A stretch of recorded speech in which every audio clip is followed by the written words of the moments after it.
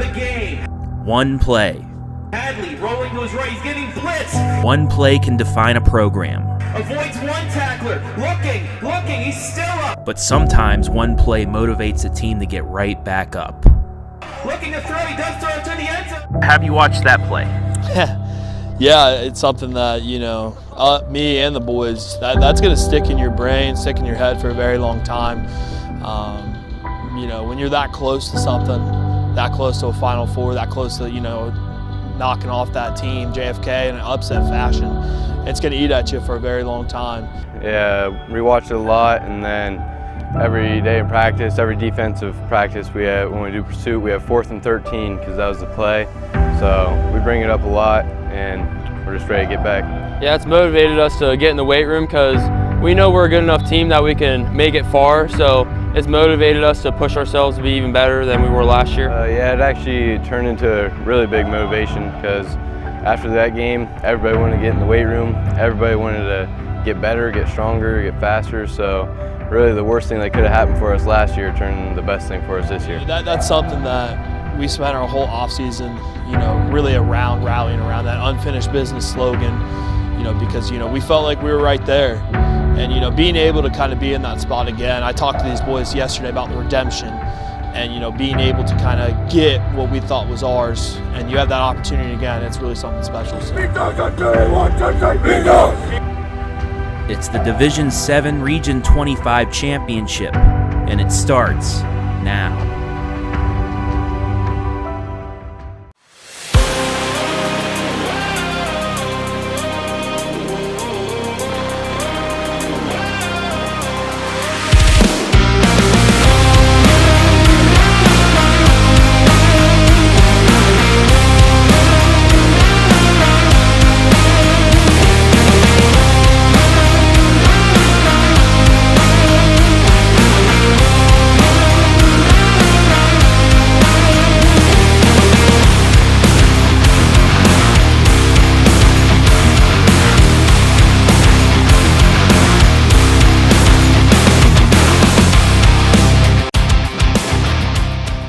The top two teams in Region 25 meet to decide who will represent this region in the Division 7 State Final Four as undefeated State number 4 Danville goes head-to-head with State number 5 Dalton for the regional crown right here at Dover. And you can catch all the action right here on the OH Report, streaming with absolutely no paywalls as our coverage of high school playoff football kicks off next.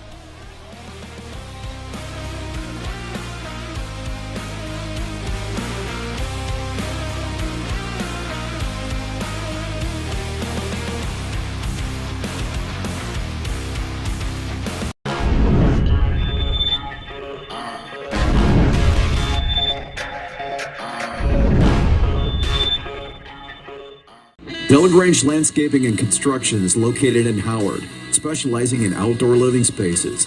Get a free quote on decks, patios, fireplaces, outdoor kitchens, fire pits, and docks. Delagrange Landscaping, serving Apple Valley and the surrounding areas. For a free quote on your outdoor living space, call Delagrange Landscaping at 740-627-0543. Again, that's 740-627-0543. At the Killbuck Savings Bank, you can expect great products and service from a fellow Knox County Chamber member. Now offering premier card processing solutions and services, ensuring the business owners understand their credit card processing fees. We have a wide selection of card processing solutions that provide lower fees, faster payment, additional security, exceptional marketing features, and help to improve your business operations and customer experience. At Knox Community Hospital, your primary care physician is more than someone who delivers your test results, more than someone who writes prescriptions, more than someone who listens to your heart. We are your healthcare partner who takes the time to know you, listen to your concerns, and provide you with expert personalized care to make and keep you well. Because to us, you're more than just numbers on a chart. You're a neighbor and a friend. Knox Community Hospital, in the community, for the community.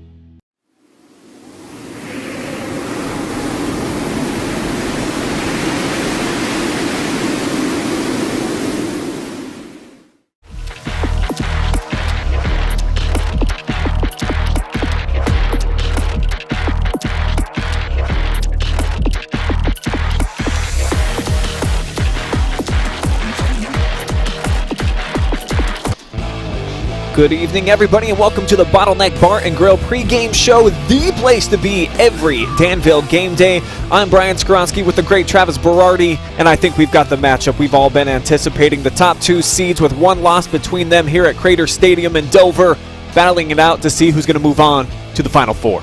Yeah, Brian, this was, like you just said, these were two teams that were destined from the start to meet. We saw in the hype video 363 days ago, 44 seconds away from a regional championship, and the one play occurred. It could have just bashed the hopes of Danville, but no. What did they do? They got into the weight room in the winter, in the summer. On their pursuit drills, Walker Weckesser said they do a 4th and 13. They remember the play. They don't dwell on it anymore, but it motivates them. And we'll see if it motivates them to get back to the spot where they were with 41 seconds left, but now to finish and get to a Final Four, their 5th regional championship. Let's dive inside of Danville's season so far up to this point. Still undefeated at 13-0, the outright KMAC champions. And as you said, motivated by some late game tragedy at this point in the season last year. It certainly put a chip on their shoulder, and it's kind of carried them, I think, to be as dominant as they have throughout the course of the campaign. Yeah, absolutely. Some think this is an even better squad than last year. And one of the main reasons, well, it's that rushing attack of Cole Delaughder coming in. Walker Weckesser, he's also not even on the offensive side, but both sides of the ball. He is the district defensive player of the year. Yeah, monster. But he's dual threat. He can sling it down the field. He can also run as well. And then you have a couple other running backs that can complement Cole Delaughder. So it's that rushing game. It's that Danville grind it out right at you, wear you down offense. And speaking of Cole Delaughder, 4-year varsity starter, 3 of them at East Knox, and then he joined Danville for his senior season, averaging a gaudy 8 yards per carry, Trav, nearly 130 yards a game, and he leads the team in receptions as well as touchdowns. So this is a kid that you get into your program, and boy, what a breath of fresh air he's been coming from a rival, and he's just been tearing it up. Yeah, he got into the weight room as well over the summer. He went from a boy to a man over the course of the last year. He is just big, bulky, and like an offensive lineman just running at you. He's like the refrigerator Perry, but he has more moves. He just will come at you over and over again until you just tap out and give up. This is one of the best players in our area. Just the way he can be so elusive, or he can go right at you. He has so many aspects to his game that makes this Danville offense so great. Rare combination of acceleration, speed, of course, and then desire, the hunger. And you see that he looks for contact when he gets to that 2nd and 3rd level. If a safety's going to come up and try him, could be a rough day for that defensive back. Cole Delaughder certainly is going to be a guy to watch tonight. Over on the other side, though, the preseason favorites probably to represent Region 25 at the state level, the Dalton Bulldogs. They have not lost since opening night to last year's state finalist in Kirtland. Double-digit victories in 10 of their 11 games so far, and this was a team also motivated by getting knocked out of the tournament by Kirtland a season ago, but they return a ton of studs, and you're anticipating that they're going to be fired up for this matchup to take on the number 2 seed. Well, they also have a chip on their shoulder because 2 years ago, they lost in overtime to JFK in a regional championship game.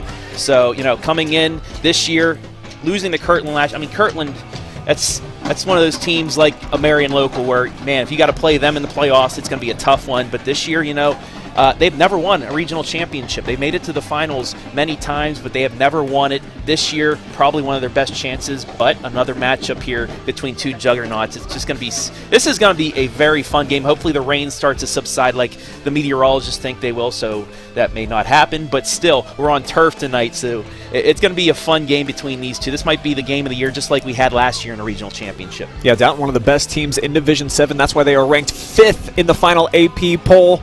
Danville, though, a step ahead of them at number 4. And we talked about what Cole Delaughder's been able to do so far this season, the senior back. How about Greyson Siders, maybe the biggest game changer on offense left in the Division 7 tournament, almost 1,700 yards on just 145 carries. And you look at the average, 11.5 per clip. Yep, come on, man. That's not even fair. That is pretty darn good for the leader of the Bulldogs, and like you said, he is a game changer. We have two major game changers in this game tonight, in Delaughder versus Siders, and this could be where one punch from one guy, another punch from another. It's going to be back and forth the whole time, and these two game changers will lead the way. 30 total touchdowns for Mr. Siders. So just like Cole Delaughder, also one of the best receiving threats that the Bulldogs have. And anytime he touches the rock, as you see here, flaring out of the backfield, he had 4 total touchdowns against Lucas. This dude has been on absolute fire here the second half of the season, and a big reason why the Bulldogs are in this position. But I'm kind of curious, even though the two running backs might be kind of the main course tonight, the quarterbacks. It's the most important position on the field. Let's begin with Colin Pearson, the offensive leader, protects the football. He makes big plays when he needs to. So if he can protect the football and then zing it to some of these big-time receivers that they have on the outside, you got to like Dalton's chances to put up some big-time points tonight. Oh, absolutely. These two teams, we talk about the run game, but like I said, the two quarterbacks can balance things out as well. So you can't just stack the box for either side. And Colin Pearson, I saw him in the downpour zinging the ball perfectly out there with a good spiral. They're going to be tested tonight, but they have been tested to get to this moment. And Pearson, and then we'll see Weckesser as well on the other side, that these two players, and there he is, Walker Weckesser, the KMAC Player of the Year, but a lot of supporting cast around our two running backs, but it allows that running game to be so successful because they can throw it downfield on each side.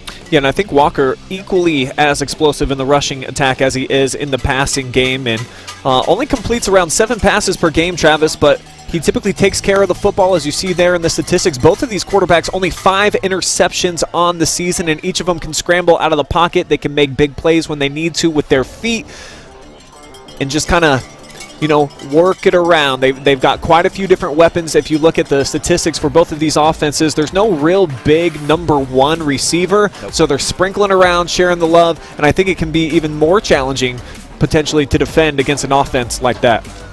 Oh, yeah, for sure. Because you can't just stack, like I said, you can't just stack the box, but you still have to worry about it's confusing for defenses going up against these guys, but you do have 3 players from Danville that can catch the ball. You have Nate Stevens going for 306 yards receiving. You have Caleb Lucas. You have Josh Byers. Briar Boshart has 388. So there's not a lot of players on either side that have big numbers receiving because it's so balanced. So you're not having somebody like we saw for Garraway last week, 1,000-yard receiver having half of the yards. It's whoever they can pinpoint that's open is going to get the ball and they can make some plays. All right, Travis, let's dive into your keys to the game tonight. We'll begin with Danville, the number 2 seed, who have made their way out onto the field. They're getting ready to burst out. What do you think decides it? How do they get a win tonight? First key for Danville, remember the play. Remember that last year as you see the Blue Devils taking the field for the Division 7 Region 25 championship. And now taking a look at those keys to the game. Remember the play. Yes, it hurt at the time, but like I said, it's a motivating factor. Remember, every single play, go 100% and get that, and then you got to ride the Cole train. Cole Delaughder, he's the guy that got you here. You might as well continue, hopefully, to next week and then to Canton.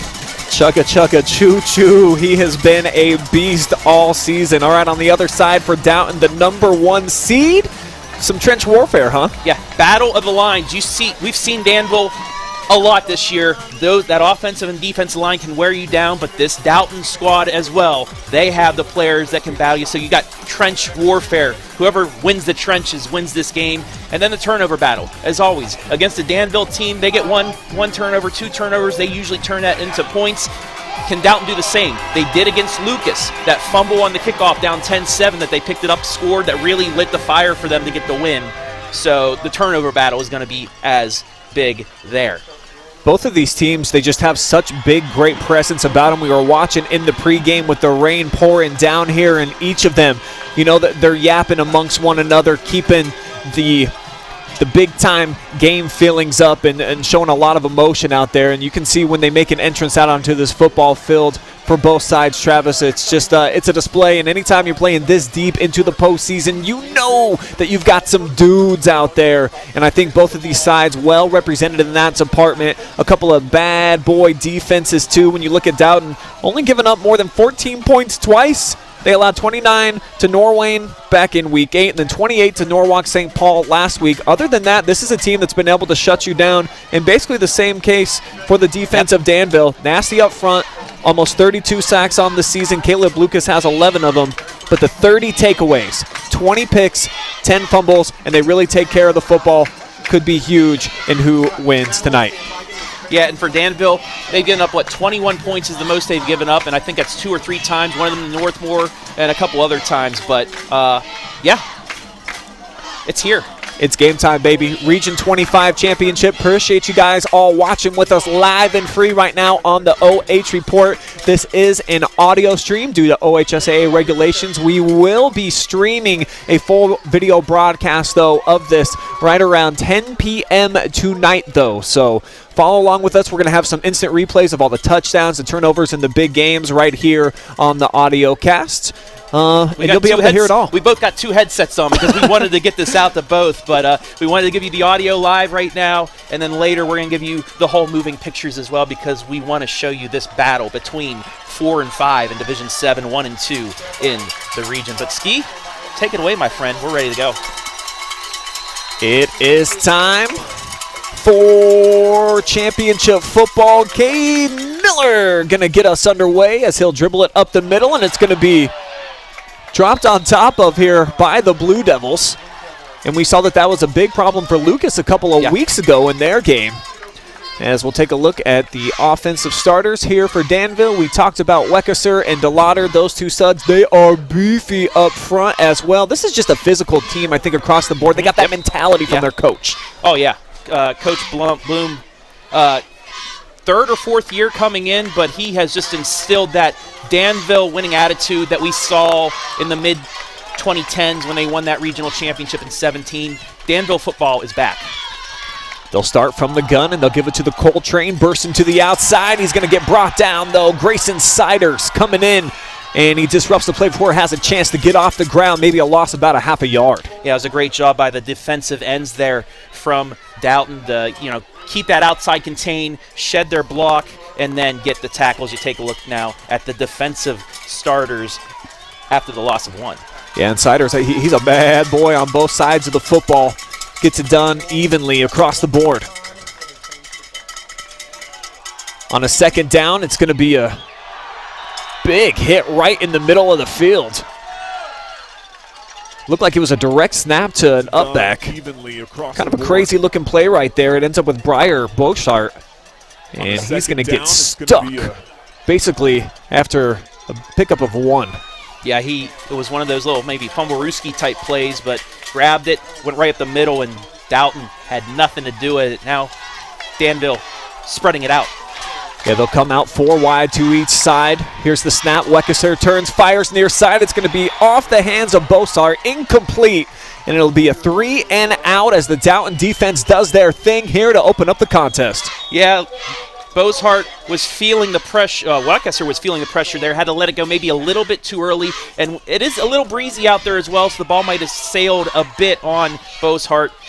Sets up 4th down and a 3 and out by the Dalton defense. Rain coming in a little bit sideways right now from the west. It has been a steady stream for going on more than an hour now. As on a 4th down and 10, Dalton's going to have to punt this thing away. It's going to be a decent snap, and the punt is off from Josh Byers. It's going to take a fortuitous Danville bounce, and it'll be down at about the 25-yard line. So the Dalton offense, 75 yards in between them and Pater, as we will meet the starting lineups for them. Pearson running the show. Siders is their big play threat. Hess, he's one of those guys that he'll get a couple of touches, but certainly he can block up front, create some big holes. Hignite has been a big play receiver for them. Russell too. And then the offensive front for the last couple of seasons has kind of been the identity, I think, of this program. Yeah, spread it out, run it, but we'll have to see, especially with these field conditions right now with the rain and the wind. Are we going to keep it on the ground at least to start until this rain subsides? Bulldogs come out, 2 tight ends set. They'll run it right up the middle. Siders with a little hop step, and he bursts through for a gain of 12 here. 1st down for Dalton to open things up. Yeah, the Red Seas just parted there right up the middle. He was able to get a good jump, get 12 yards, and the first play is a 1st down for the Bulldogs. Defensively, Danville's been so good all season long. Up front, a lot of sacks on the season, 32.5. As the Dogs again come out with the full set, they'll pound it straight ahead this time into the teeth of the defense, and Danville gets pushed back about 4 yards as the Bulldogs come up with a gain of 4 there on the carry for, I believe that was Alex Hess. Yeah, he actually went right into his center and kind of pushed him along a little bit, got some extra yards out of it. He was stopped about 2 yards ahead, but got 2 more off the yards after contact. Connor Morey, the lead back, as they'll bring Hess in motion right to left. Here's Siders on the stretch play, cuts back against the grain, and he's going to get gobbled up here. Kendall Carter coming over to make the tackle, but it's going to be just enough for another Bulldog first down. Chain gang back on the move. Yeah, the elusiveness we're seeing from him early on is he was able to, he reads the holes perfectly there. He sees something open, he's able to adjust, cut through there, and then just take off. And it gave him 6 yards for a first down. Half of his season average per carry. Greyson Siders, one of the big play threats in all of Division 7. He'll be the lone back again here to the left hip of Colin Pearson, the 2 seniors in the backfield. 3 receivers set, 2 receivers to the left as they bring Cade Mullet in motion. And Pearson looking that way, fires to nobody in particular, over the head of everybody. Carson Proper probably the closest intended target. Yeah, you saw Danville that time was bringing a blitz off the end, and it was Boshart. First team, all KMAC, first team, all district for his defensive play. Good thing the quarterback kept that, because that would have been a loss of 5, able to just get it away. Brings up 2nd and 10. They'll come out, 3 back set. Pearson hands off. Actually, he's going to fake it this time, and right into a brick wall. The Danville defensive front breaks in and hits him for no gain. Caleb Lucas, that's a name you heard a lot last year in the playoffs. No question. Big stick, wrapped him up too, did not let him get away. Spins him around only after a gain of 1. It's 3rd down and long now for the Bulldogs. So Danville, maybe a slow start the first couple of plays, but now they're getting their feet under them. They're reading what the blockers are doing, and now we're getting into it. That's Lucas's 110th tackle. 2 back set. Pearson from the gun, steps back, no pressure, clean pocket. Now he rolls out near side, puts it up into heavy traffic, gets tipped and nearly caught on a diving effort on the backside by Cade Mullet, but incomplete, and here comes 4th down. Bend but not break. Danville, like I just said, they couldn't get anything going the first couple of plays, but then they settled in. They got some pressure too, and Pearson had nothing that he could go and nearly was picked off. They'll have to punt. Ball at the Bulldogs' 48-yard line. Back to receive the snap here. Gavin Annan. It's a little bit high, but he's able to handle it, and he boots it. And it'll be taken and bobbled here by Danville. Ball is loose. Bulldogs think they have it. Big scrum at about the 26-yard line. And it's actually going to be Blue Devil football. Whew. Boy, with these slippery conditions. Yeah, Wesley Payne made the catch. And look at this replay. Just slipped right through the wickets. They were barely able to get it back. I think the heads-up play there, Briar Bossart. I mean, he has been everywhere so far here early for Danville. So, first 2 possessions, field position. Key to this one. See if the Blue Devils can get a couple first downs and change that game. They shift the whole line. They'll send all 4 receivers to the left side of the line. Back in the gun is Weckesser, and he hands off to the Coltrane. Big hole to the left side. Delaughder skips through and then gets punished in front of his own sideline. Coming over for a big stick there, Alex Hess laying the wood. But they did get movement on that offensive line. They opened up a hole, and the Coltrane chugga-chugged for a good 6 yards. 2nd and short. Great start here for the Danville offense after picking up nada on their opening drive. From the 34 now. Clock rolling, under 8 minutes to go in this opening quarter. Trips to the left side, and they will motion from right to left.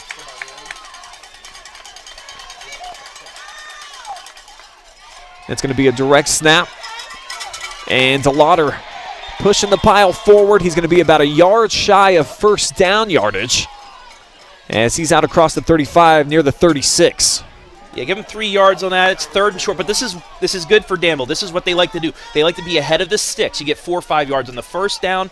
3 or 4 brings up 3rd and short for a team that, well under the yards per carry, especially in a Wildcat for Cole Delaughder. Weckesser comes under center this time as they all motion Caleb Lucas to the left. They're going to run that way. Delaughder with the head of steam right into the meat of the lineup, and he's got just enough to move the chains.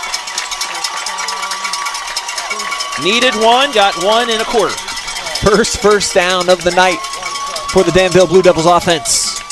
3 carries, 10 yards on this drive so far for the Cole train after the -1 start.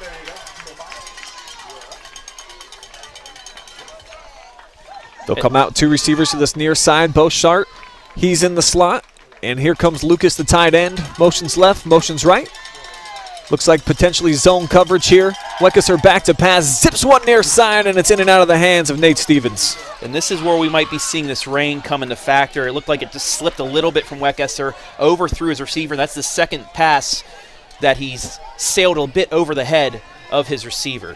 Now, something else that we've had for Danville in the past couple of games, they're more of a second-half team. They battled, and I think that comes back into saying the offensive and defensive line wearing their opponents down. We're seeing if that's going to be the case again tonight. Keep it close, and we'll see what they do in the second half. Weckesser under center, 8 men in the box for the Bulldogs as they toss it. The Cole train near side. Here comes Delaughder switching the ball to his left hand, and he pushes forward before being knocked out of bounds at about the 44-yard line. That'll go down as a gain of 6. Yeah, and you saw him. He was hit after 4 yards, but he just leaned forward, just chugged those feet, continued to move, and that comes back to that work that they had in the offseason where he built up a little bit of bulk, a little bit more weight there, and you've seen how much of a help that has been for him all season. And he gets a lot of carries as well, and it still doesn't seem like he's phased. Byers in the slot, 3 receivers down to the left. Weckesser comes back the other way. It's going to get tipped. Trying to hook up with Lucas, and it's incomplete. 4th down. He had him open, but the defensive end there for the Bulldogs able to get the deflection. So, Danville did get a first down, but the Bulldogs, a couple big defensive stops through the air, will get the ball back here midway through the first quarter. Byers back to receive the punt, and he will boot it away here for Mullins. It's another nice one. And it takes a big hop. Somehow caught some spin. Unbelievable. That was like a Phil Mickelson wedge in his prime. It's going to be down inside the 5-yard line, right about at the 3. Check out this fortuitous hop here for Danville. It took a left at Albuquerque. Literally, it looked like it was going into the end zone, and then the last bounce at the 2 went left. And once again, field position. That's a big break for the Blue Devils. They got a first down. They moved it a little bit, and then that beautiful kick, which that's the second time we saw Dalton just let it go, and it's benefited Danville. So the Bulldogs will have to start backed up inside of their own 5 at their 3-yard line. Heavy set here. Siders the deep back. They'll turn handoff to him. Tries to cut to the outside. Somehow gets to the second level. Very slippery as he gashed through out to about the 6-yard line. Yeah, got about 3 on that. If you remember last year, Danville did about the same thing against JFK, had them backed in, fumble, scoop, and score, and that helped Danville get on the board early on and switch some momentum there. So is this an opportunity for this defense to maybe do that again? See if the Devils try to pin their ear back. They come out 3 down linemen. Weckesser to one side. And they'll run to the right. It's going to be Siders again. He's going to be a couple yards shy of first down yardage. Hit down by Wesley Payne on the play. Yeah, he's able to. Him and Cole Delaughder, at least early on, are about carbon copies. You see them hit, bouncing off of tackles, leaning forward, getting those extra yards. So it's going to be 3rd down and short. A couple yards are what the Bulldogs need here to get the chain gang back on the move. Key play, Pearson from the gun. He's got Siders. Sidecar right. Couple receivers in the slot to the left. Low snap handled. Pearson fakes the Siders, puts his head down, and he dives forward. And he is I see this right at referee stop the clock. We'll see what it is. No official. Yes, first down. So very close, and big ups to Pearson that time. Kind of getting in behind his shoulder pads, lowering the boom there, and he needed every last inch. Yeah, it was a great job by him on the read option because Siders was going to get hit in the backfield, tucked it out at the last second, and then kind of, gave up his body to get that extra yard. Gives them a first down and a little bit of breathing room now out to about the 13. Yeah, big first down pickup there by the Bulldogs. We're going to motion from left to right, and looks like they might have called the timeout. They will. The Bulldogs burning their first here of the game as we're just under 4 minutes remaining here in the first quarter. Do want to give a big shout out to all of the generous sponsors coming through for us here tonight, bringing you live audio cast coverage of this D7 regional final. That way you did not have to pay the OHSA fees, kind of hold you over until we get out our full video broadcast for you guys coming up later tonight. So thank you to all the generous sponsors for being a part of the game. About 500 people listening to us. I don't know why they want to be listening to us, but our voices are just as good. And just a reminder, the whole thing, if you're listening to us now, you get to listen to us say the same things over again, but at 10 o'clock tonight with the moving pictures, the full moving pictures. Like I said, we're able to get a couple replays in there. Just we have to have less than 3 minutes total of replays so we don't get in trouble by, the big guy upstairs. Out of the timeout, Bulldogs back to action. They'll motion Caden Russell from left to right. He goes down into three-point stance. They're going to run that way. Toss to Siders. And he got drilled and fumbled. Wow, what a stink coming up there for Kendall Carter. Just drilled him. Yeah, he lowered the boom. We got to see a replay of this one. Click, just watch him. Click, bam. Boom. He took his defender, the offensive lineman in there as well. Whew. And only a gain of 2, but man, this is... That almost felt like some voodoo, Travis. I'm not joking. I feel like my ribs got a little bit bruised up there on that last hit. Still goes down as a gain of 2 as the fumble went out of bounds. Here comes Hess in motion to the left. They'll go straight ahead with Connor Morey, and the sophomore doesn't go very far, maybe a gain of 1. And once again, offensive line, it was Kendall Carter. He's just shedding off that block, even though he's still a little bit engaged with them, able to just get in the way of that running back and make the stop. And now it's a big third down coming up back inside their own 20 for Dalton. Kendall, a mammoth human, 270 pounds is what he's listed at, 6'3". He's a down lineman up against 7. All in a three-point stance across the front here for Dalton, and they'll hand it off to Siders. Nowhere to go this time. 4th down on the way here for the Bulldogs as this game of field position now swinging back in Danville's favor. Yeah, once again, that left turn by the football at the 2-yard line came to be huge for the Blue Devils, and then you see him running off, very excited. Kendall Carter, a huge series for him there to allow the Blue Devils to get the ball back, and if they're able to field it, probably start off in Dalton territory. Both Bossart and Wesley Payne back at midfield waiting for it. As the snap comes in, it's a good one, and the punt is off. But it's blocked here by Danville. It's in the end zone, diving for it out of the back for a safety. Whoa, what a huge play here by the Danville special teams unit. Look at this, Brian. Flying in there. Cole Delaughder. How about it? Making an impact all over the field. So the Cole train doing it on offense, and now coming up with a big special teams play. 2nd year in a row, the Blue Devils get a big play, and Parker, I think it's Parker Hurt, the wide receiver from Dalton, was able to punch that out, or that could have been 6 for the Blue Devils, but nonetheless, they get 2 points, and they're going to get the ball now. See it just one more time here. And that is indeed Delaughder getting that big left paw up. Actually, that was 23, so it was Siders. Siders was the one that punched it out, so it saved the touchdown for now, but Danville gets 2, and they will get the free kick here. So it's kind of a bonus because the punt's coming from about the same area. But another big play in your opponent's defensive red zone. And maybe a big turning point here as both sides unable to really move the ball.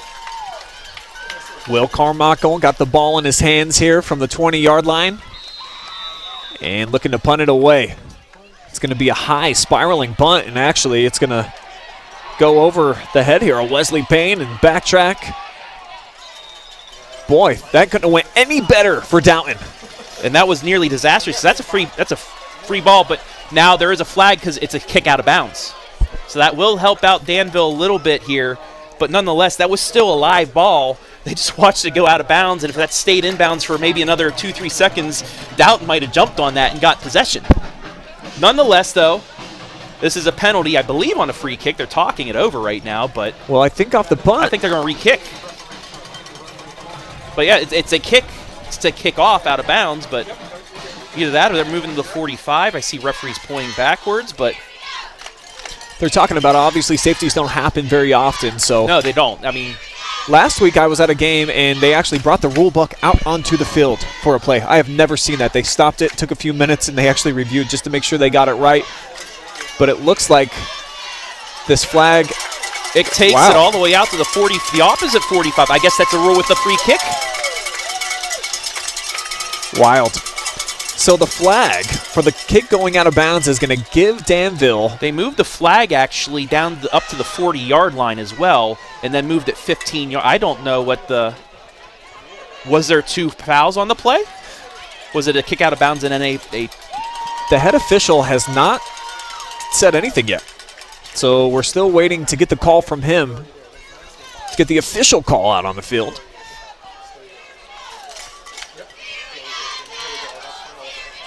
I do want to say hi to people that are still commenting in here. Yeah, do drop us some comment bombs. Other than those fake bots, you don't have to pay, folks. No need. Russ will, 10 o'clock tonight, we'll be able to. OHSA will not allow us because there's another entity that has taken over. But we're able to show some replays of big plays, just that we don't give enough over 3 minutes worth. But and I'm trying to do my best radio call for a video guy. So here comes Danville. They will get it at the Bulldog 45-yard line. They'll give it to Delaughder left side, and he's going to be hit. Caden Miller coming up, filling the hole, and maybe a gain of 1 on the play. Nice open field tackle there. A one-on-one situation. And it kind of looked like Delaughder slipped a little bit as he got it, stumbled, but still was able to lunge forward and get a positive run out of it for a yard. Under 90 seconds remaining here in this opening quarter. Danville now with a 2-0 cushion, and they have been showing a lot of eye candy pre-snap as they move everybody to the left side of the line. They'll run back the other way. Delaughder spinning, reaching, and again, maybe a pickup of 1. It'll be 3rd down 8. Yeah, another good job by the Dalton defensive line as they were able to fill those holes.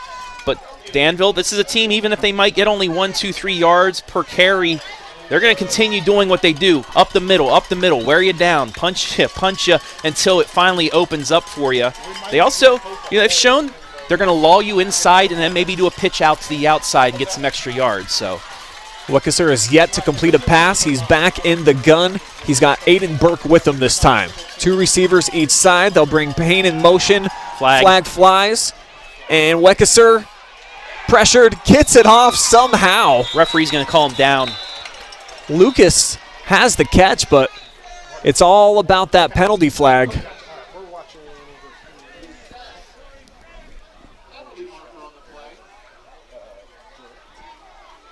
So Wekesser actually, I don't know if that left knee was down in front of the, I don't know. Tough to tell on the instant replay there. But like I said, it's going to determine on the yellow hanky on the far side of the field. And they're talking to the Dalton coaching staff, so typically that would indicate that this is against Danville. And if it's a legal motion, they can decline it. Absolutely they can, and make it 4th down and 9. And it is. And that's going to be the case as well. So Danville, who got the fabulous field position off of the punt out of bounds on the ensuing safety, going to have to punt it right back. And they will have to punt this away before the end of the quarter. There's a 5-second difference. So the 2-run homer from Delaughder is the difference in this one here in the first quarter so far. Very high punt here from Byers, and it's going to hit at the 5-yard line. No backspin or left turn to Albuquerque this go around as it's into the end zone, and it'll be a touchback for Dalton. And I'm just looking up at the rain and the lights, and it seemed like it shifted. The wind shifted from maybe straight down to but right to left as he kicked that. So the wind kind of carried that into the end zone that time. So Dalton will get a play before the end of the quarter at their 20.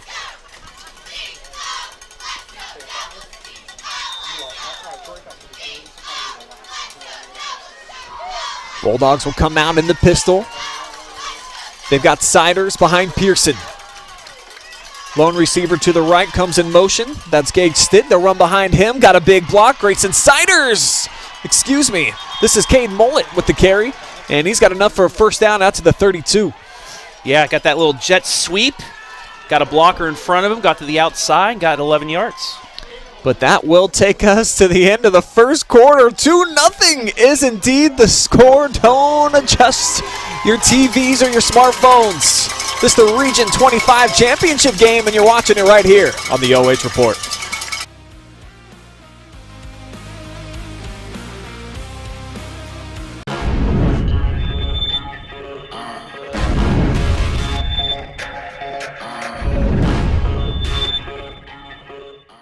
Delagrange Landscaping and Construction is located in Howard, specializing in outdoor living spaces. Get a free quote on decks, patios, fireplaces, outdoor kitchens, fire pits, and docks. Delagrange Landscaping, serving Apple Valley and the surrounding areas. For a free quote on your outdoor living space, call Delagrange Landscaping at 740-627-0543. Again, that's 740-627-0543. At the Killbuck Savings Bank, you can expect great products and service from a fellow Knox County Chamber member. Now offering premier card processing solutions and services, ensuring the business owners understand their credit card processing fees. We have a wide selection of card processing solutions that provide lower fees, faster payment, additional security, exceptional marketing features, and help to improve your business operations and customer experience.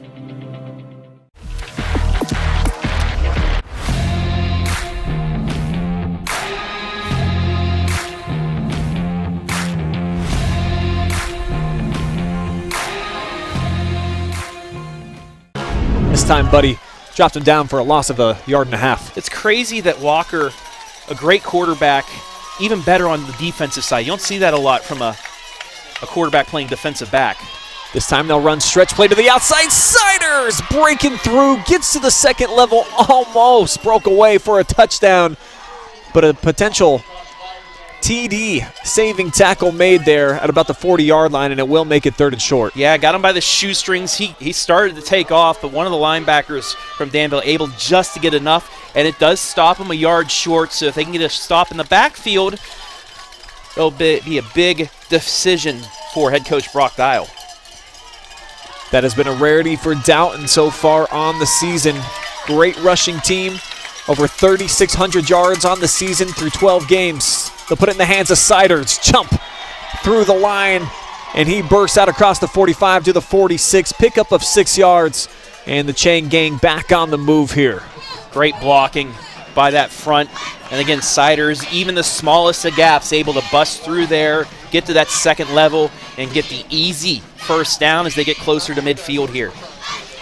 And he's just such an athletic dude. I mean, he really is just like a jungle cat, the way that he attacks at the line of scrimmage. And once he hits that next level, really hard to bring him down.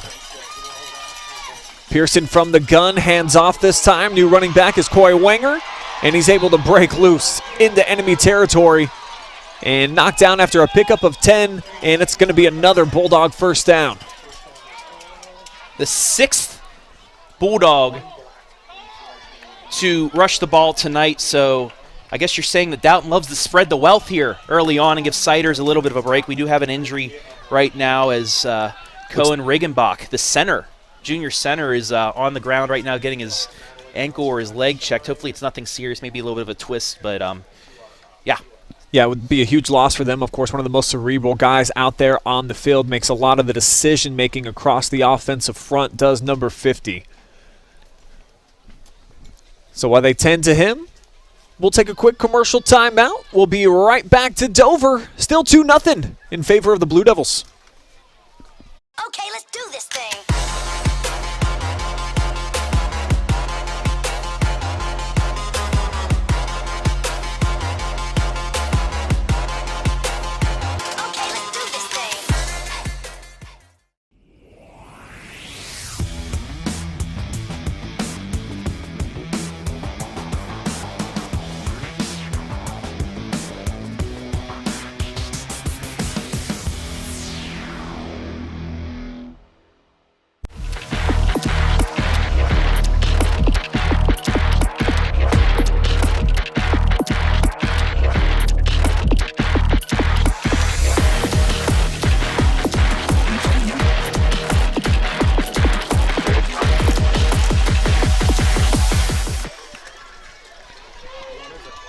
Up off the field and over to the sideline goes Rickenbach as he was a little bit shaken up. It looks like he's moving okay, though, as the junior center over to the sideline, and they'll have to get in a replacement. Yeah, he was dinged up but able to walk on his own. Hopefully it's nothing serious. He is going to go over to the bench to get checked out by the trainer, so he'll be out for at least a play or two, but he's immediately running up and down, so it looks like he's going to be coming back in here shortly. It'll be Talon Krigor they have now, taking his place as they come out pro set. The deep man is Siders, somehow able to get Skinny knifing through, and he picks up about 4 yards here on a first down run. How did he get through there? It looked like he was going to be wrapped up in the backfield. There were 3 Blue Devils right there, but he just weaseled his way through, slipped through like a bar of soap in the shower, just through your fingertips. Give him 5 on the carry nonetheless. His 10th carry of the game thus far. So they'll come out with trips now here to the left side, and again, they'll fake it to Siders, actually. Here's Pearson with the head of steam, and he's going to be dropped down by Carson Proper. About a yard shy of first down yardage. No, they're going to give it to him. He actually got maybe about 6 on the play, but even with Siders, if they would have handed it off to him, I think he could have gone to the house with the hole that he had, but nonetheless, it's still a first down in the 7th of the game for the Bulldogs. 10 yards on 3 carries for the QB. Siders to the right hip of Pearson. They'll have Cade Mullet to his left. Twins to the right side. Mullet motions out. They'll fake it. They'll swing it out to him. Dangerous pass, but he makes one man miss. That's Weckesser, and then a second. That's Delaughder. Wow, what a run. It looked like Mullet was going to be left for dead, and he was able to dodge not 1 but 2 all-district players. Yeah, that was some great movement off to the side. Just little jitterbug. My ankles will be broken off of that. So it takes them inside of the 25-yard line as the Bulldogs now knocking on the red zone. Instead of a loss of 5, it was a gain of 8. Come out with the pro formation again. Hess with the motion. He's going to keep it. Busted play. Pearson going to take off. He's got a ton of space to the outside. Catches a block, but 5 handkerchiefs come out onto the field. This one's certainly coming back. Yeah, we saw there one of the Danville linebackers was able to get out of the grasp of the offensive player, and he just shoved him to the ground. Easily seen by about 5 or 6. That's going to move him back 10. So it was a bailout that time by Colin Pearson that looked like he was going to turn a whole lot of nothing into a big something. Instead becomes a 10-yard penalty. As you see Blue Devil Nation showing out here.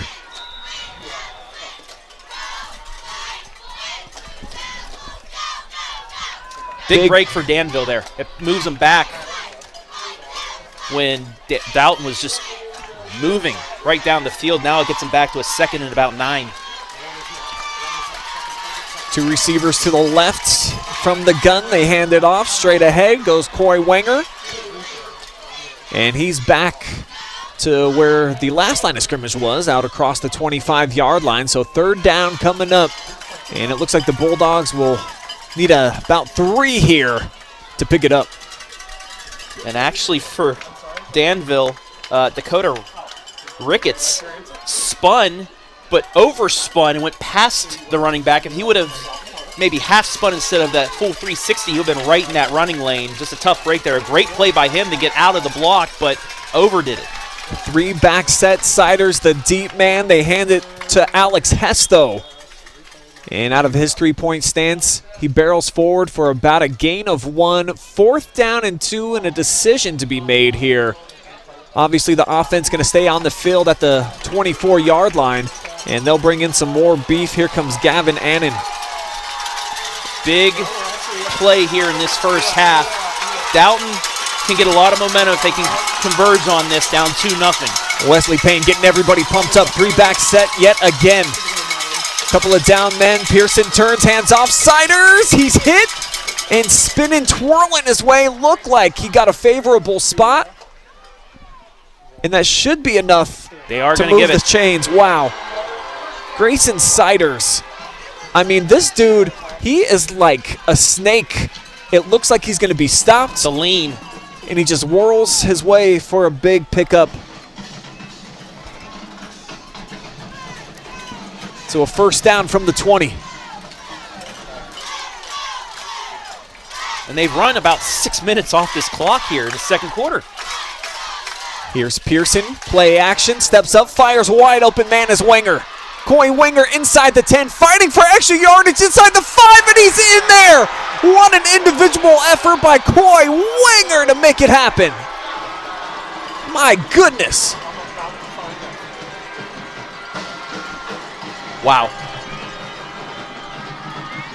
Absolute individual effort here. Wenger left alone in the middle of the zone, but look at that. 1, 2, 3, 4, 5, 6, 7 Danville players have a shot at him. Unbelievable play. Kick is up. It is pure. 5:50 to go here in the second quarter. Coy Wenger, a game changer, as he puts Bulldogs on top for the first time tonight. Okay, let's do this thing.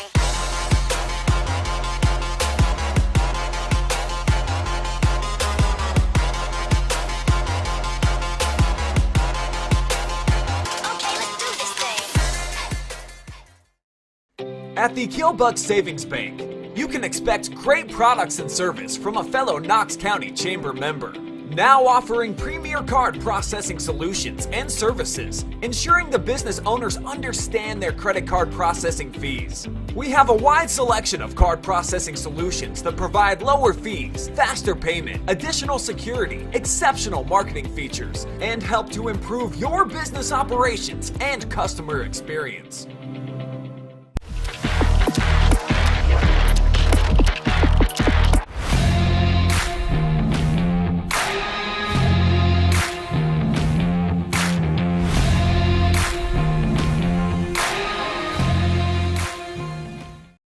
Catch and run for Coy Wenger. Into Pater has the top-seeded Dalton Bulldogs on top, 7-2.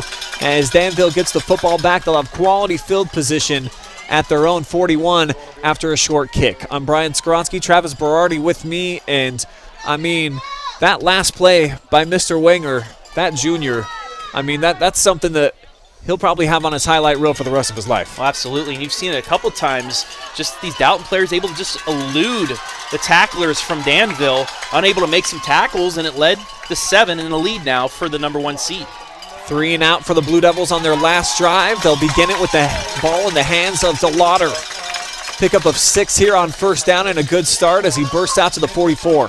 And that's what makes Danville so lethal, is when they can get that 5-6 yard chunk on first down, it sets up a lot of opportunities for them to go to the run again, maybe a play action, but it keeps them on pace. From the gun, Weckeser's got Delaughder to his right. 3 receivers as well. They're going to run that way. Walker looking to throw it, and it's going to get tipped. Almost an interception here by Colin Jones, a defensive lineman on the pressure. Yeah, it looked like it was doomed from the start, just the way that Dalton was able to really track them down. And then all he could do was just let it go and hope nobody picked it off. Nearly was, but crisis averted, at least for now. It's 3rd and 4. Big down here for the Danville Blue Devils as they break the huddle. They'll send 2 receivers out here to the near side. Nate Stevens out wide. Lucas in motion. He'll set up at the tight end spot on the left. Weckeser looking right all the way. Spins it and it's picked off. Read all the way by Cade Mullet. Wow. The hitch route.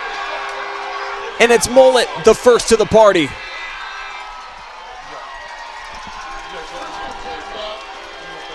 Read perfectly. And a big blow to Danville as the defense now needs to get a big stop. Remember, Dalton deferred to the second half, so they get a score here. They'll get the ball out of the half, too, to really try and blow this open. Disastrous for the Blue Devils. So Weckeser still without a completion. 0 of 5. Now add an interception to his total. Big drive here for both squads. It's going to be play action. They'll flank it out to the right side for Mullet, and it's going to be underthrown. Had a head of steam and a lot of space. He actually caught it but had to catch it on the ground, so it's actually, he should have just dropped it. It's a loss of 3 on the pass.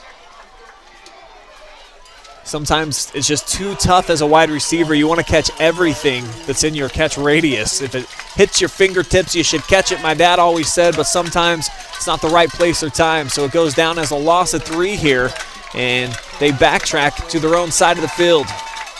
From the Dalton 48, they'll come out, twin set, 2 receivers to the left side, and they'll pitch it out again and dropping down to his knees as Mullet. This time he just lets it hit the turf, and it's quickly 3rd and long. And this is where the weather's coming into play by both quarterbacks. It's slipping out of his hands. He's underthrowing it. Might a little bit seeing from what Weckeser's doing it on the overthrow, maybe into his head saying, I can't do the same thing he's doing, and now he's underthrowing it, and it's 3rd and long. Will we see a run here? What are we going to see? Because the pass isn't working. They'll come out with 3 receivers all here to the left side. 1 man in the backfield down in the 3-point stance. Pearson under center. Danville drops its linebackers. And it's going to be Siders to the outside and able to get submarine. Big tackle made by Briar Boshart. Yeah, it's going to be way short of the first down. 3, well, actually it was a gain of 6, but he needed 13. So Siders with a decent pickup there on 3rd down, but the punt unit back out onto the field. So a great job there by the Danville defense, aided a little bit by a couple errant passes, but they were able to get a 3 and out, and Weckeser and company will get the ball back right before the half.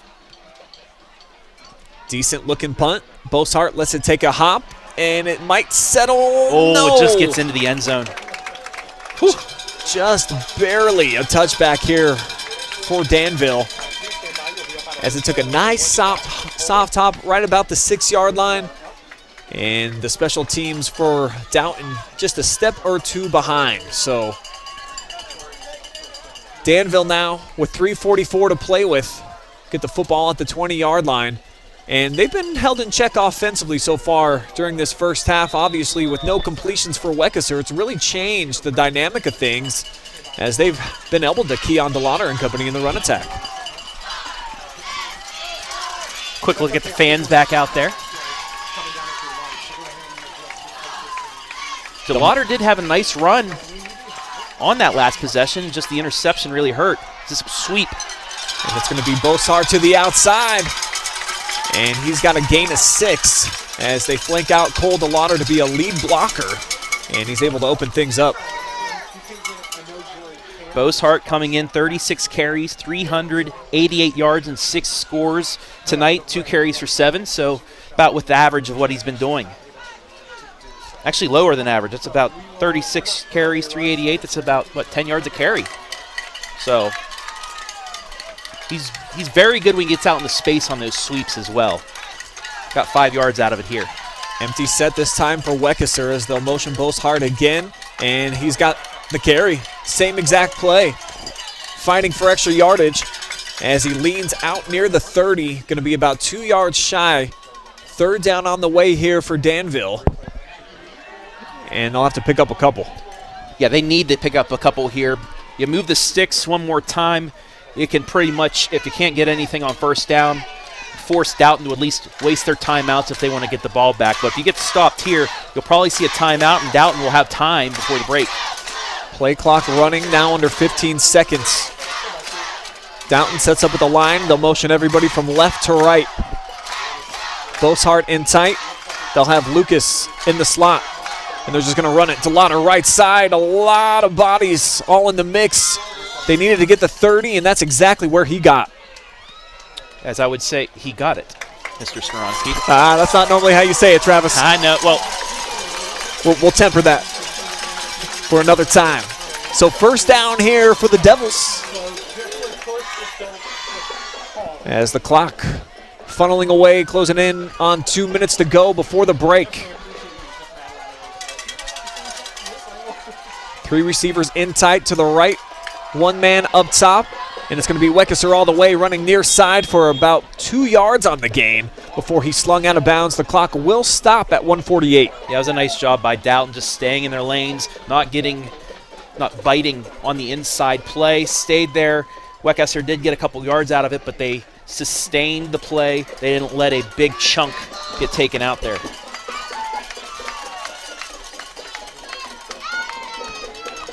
Bulldogs have been bend but not break defensively so far tonight.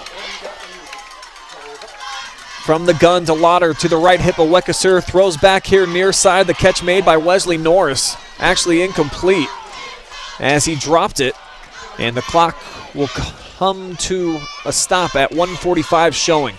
Might have been able, if he would have caught that, to get a couple yards out of it, but it'd still be 3rd and long. Danville was really good on the attack, pursuing him. So Weckesser still searching for his first completion.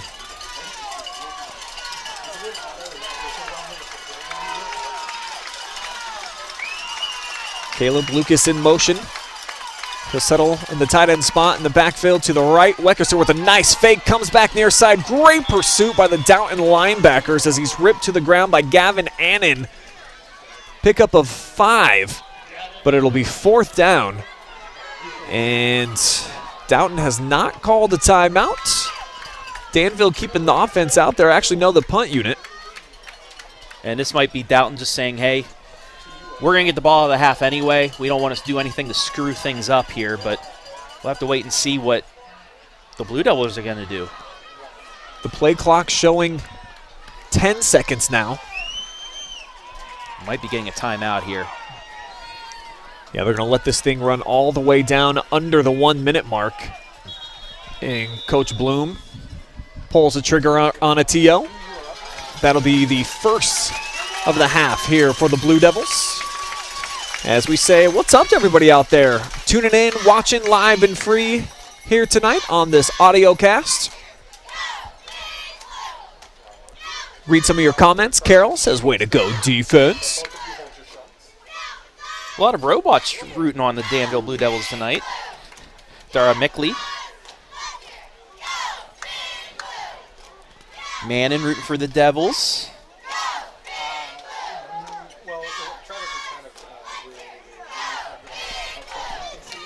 So thank you for all the comments coming in out there.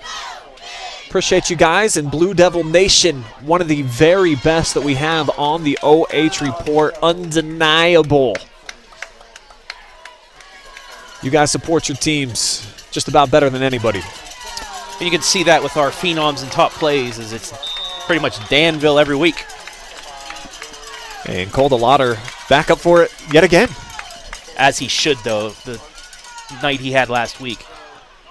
Punt is away, and again, Dalton's not even going to field it. And it's going to take a big Danville bounce.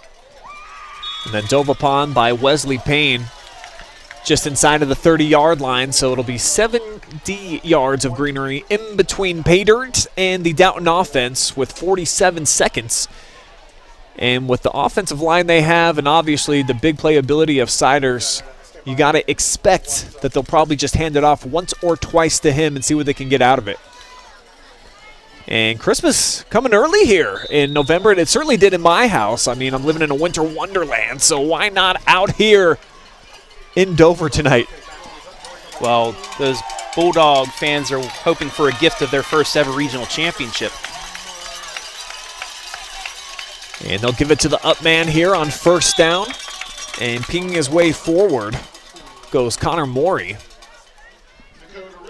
And they're not going to call a timeout, so I think they're going to have to run one more play. Yeah. It's about a half second off, but the way they ran that one, I think they're just happy taking a 5-point lead into the half. Yeah, Dalton certainly will have to take one more snap as they get their instructions from the sideline.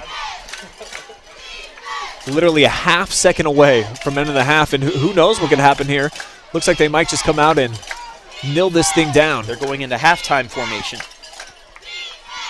So Pearson under center will just drop down to a knee, and that will take us to the end of two. Interesting game going down right now for the right to move on to the Division 7 State Final Four. Danville with the block punt and safety. And Dalton with the amazing play from Corey Wenger make up all the scoring so far through 2 quarters of action. Stick with us as we will be able to show you both halftime bands' performances in total video. And plus we'll have stats analysis and so much more. You're watching live and free high school playoff football on the OH Report.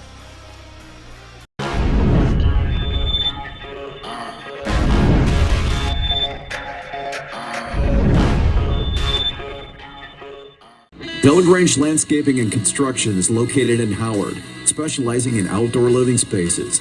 Get a free quote on decks, patios, fireplaces, outdoor kitchens, fire pits, and docks. Delagrange Landscaping, serving Apple Valley and the surrounding areas.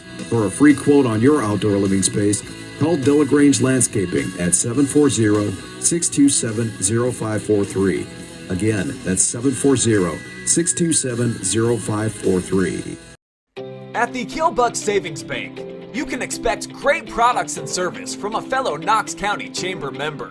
Now offering premier card processing solutions and services, ensuring the business owners understand their credit card processing fees. We have a wide selection of card processing solutions that provide lower fees, faster payment, additional security, exceptional marketing features, and help to improve your business operations and customer experience. At Knox Community Hospital, your primary care physician is more than someone who delivers your test results, more than someone who writes prescriptions, more than someone who listens to your heart. We are your healthcare partner who takes the time to know you, listen to your concerns, and provide you with expert personalized care to make and keep you well. Because to us, you're more than just numbers on a chart. You're a neighbor and a friend. Knox Community Hospital, in the community, for the community.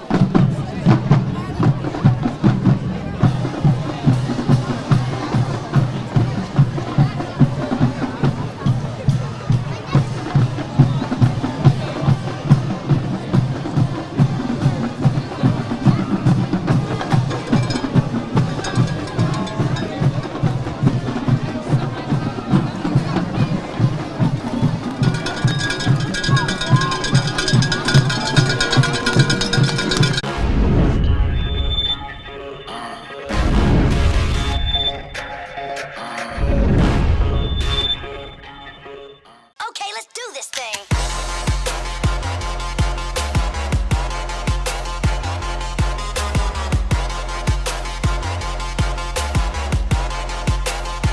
Okay, let's do this thing. Delagrange Landscaping and Construction is located in Howard, specializing in outdoor living spaces. Get a free quote on decks, patios, fireplaces, outdoor kitchens, fire pits, and docks. Delagrange Landscaping, serving Apple Valley and the surrounding areas. For a free quote on your outdoor living space, call Delagrange Landscaping at 740-627-0543. Again, that's 740-627-0543. At the Killbuck Savings Bank, you can expect great products and service from a fellow Knox County Chamber member. Now offering premier card processing solutions and services, ensuring the business owners understand their credit card processing fees. We have a wide selection of card processing solutions that provide lower fees, faster payment, additional security, exceptional marketing features, and help to improve your business operations and customer experience. At Knox Community Hospital, your primary care physician is more than someone who delivers your test results, more than someone who writes prescriptions, more than someone who listens to your heart. We are your healthcare partner who takes the time to know you, listen to your concerns, and provide you with expert personalized care to make and keep you well. Because to us, you're more than just numbers on a chart. You're a neighbor and a friend. Knox Community Hospital, in the community, for the community.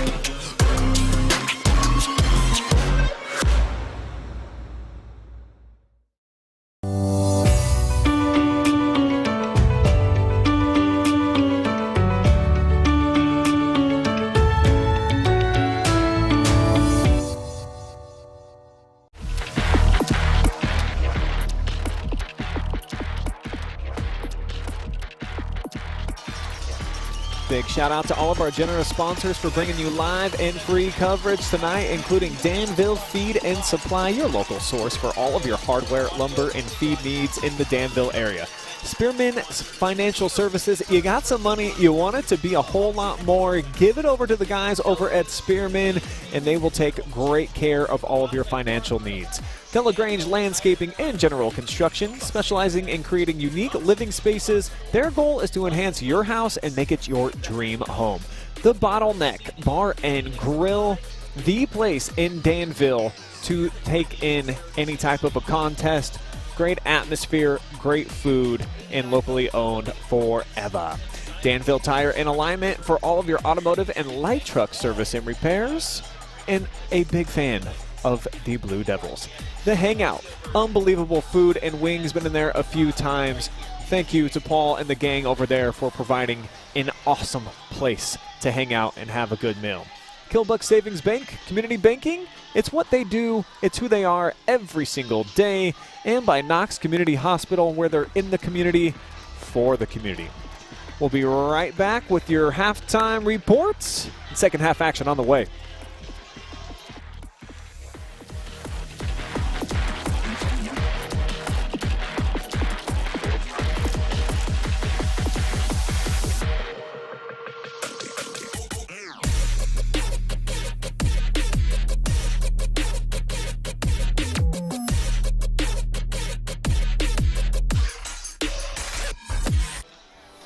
Welcome inside the Bottleneck Bar and Grill halftime show, the place to be for every Danville game day. I'm Brian Skowronski. Travis Berardi is with me. 2 quarters in the books, and we've got a good one. Just a 5-point game. Dalton leads it 7-2. An interesting score here at the half, but we've seen a bit of everything. I think mostly, though, some solid defense at all 3 levels for each unit. Absolutely. Danville coming within mere inches of making this probably 7-7. They got the safety, Dalton with the big play, but the big statistic that you will see here on our stats is the total defensive domination by Dalton so far. Talk to some of the coaches from Danville walking back up here. They're going to feed the ball to Cole Delaughder and company. They're probably going to go away from that pass a little bit because it has not been successful tonight. And on the other side, 25 yards passing, but 20 of them for Dalton went to the house on that amazing play to give them the lead by Coy Wenger. Yeah, that's been the most impressive play so far. The individual effort on that one, the 20-yard touchdown run, kind of the difference right now. And you see pound those puppies. That's the sign up in the bleachers. That seems to be the general consensus of what the coaching staff wants to do in this second stanza for the Blue Devils, who've got a great, crazy fan base here on hand. But it's not going to be easy. Dalton's going to be getting the ball first two here, Trav, in quarter number 3. Yeah, but we've seen it the last couple of weeks in the playoffs. The Danville Blue Devils really turned things on in that second half. We'll see if they've worn down Dalton enough that they can finally contain some things. But you know what? I mean, the Bulldogs have really held their own.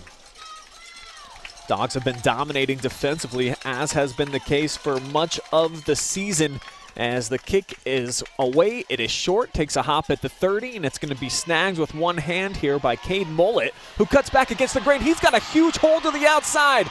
Cade Miller pushes a block on Weckesser, cuts back, but the damage is done inside the 25-yard line. Huge play to start this second half for the Bulldogs, already in striking distance. Wow, that's exactly what Danville needs to do here to start off. And just look at the hole and the speed that he had to get off in the distance, and a great starting position for the Bulldogs here to start half number 2. Not what you wanted if you're Danville. So it's going to be a hangout first down here from the 24-yard line. That's where the Bulldogs will set up shop. Tight set. Couple tight ends in the game. They're going to toss left here. Siders running that way and gang tackled at the 20-yard line. 4-yard gainer here to open up third quarter action offensively. Nice job by Danville to stretch that out. Could have been a lot worse. They still did get 4 yards out of it. But this is the down. The second or third down is where Danville needs to get that negative yard play, especially here deep in their own territory if they want to try and get a hold here, get the ball back. Devils come out with just the 3 down linemen. 5 linebackers rolling to the right. Here goes Pearson. Looks like it's a design quarterback keeper all the way. Stutter step, and he's going to get drilled by Weckesser on the far sideline. Didn't get much on the gain. Yeah, they're going to get him down, I think, to the 16. So he did get 4 yards out of it, but still, third down and maybe 2. They're actually going to get him 5 yards on the carry. You had my yard lines mixed up in my head there. Not bad, as it makes this a much easier third down conversion, and it's the big boys into the mix. Pro set. Couple tight ends in there. Siders to the left side, tripped up. And falls forward to get a first down at the 13-yard line. So Greyson Siders picking up yet another first down, and he had a lot of those in the opening half, most of them for the Bulldogs. Yeah, that time he just, once again, just leaned forward. This is exactly what Dalton wants to do, set up third and short for him so he can just get that 2-3 yards that they need. From the gun this time, Pearson, and they'll hand off. Running to the right goes Sammy Tomlinson. Tomlinson cuts back in, and he's going to be forced out of bounds by Carson Proper. But that's going to be another Bulldog first down. They'll set up a first and goal here from the 4. They actually moved the ball back, so it's only going to be a 9-yard gain. So they'll re-spot the football. And second and short here. So the Bulldogs can pick up a first down inside of the 3-yard line. Where's this going, Brian? This will be the lead back for Siders. He's got the carry, and he's going to get drilled as Danville stacks him up. They'll pick up the yard, and then it'll be first and goal, though, on the way from the 3. Gut check time now for Danville. Inside the 5, first and goal. This is where you're going to win or lose ball games right here, especially in a regional final. Can you get the stop you need here?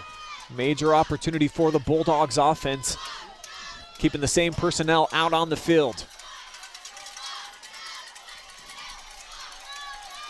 Again, it's going to be Siders, the deep back. They'll send Hess in motion to the left. They're going to run the opposite way. Stretch play cutting in, and Greyson Siders is in there for the Bulldog touchdown, his first of the night. So Siders makes it 13-2.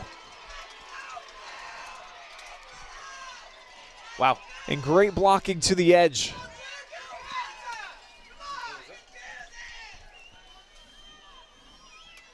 Take one more look here on the replay. Just how about those fast feet to get back inside and into the end zone. 14-2 now the score as the Bulldogs march down the field with a touchdown run and 2.5 minutes here to open up the third. Okay, let's do this thing.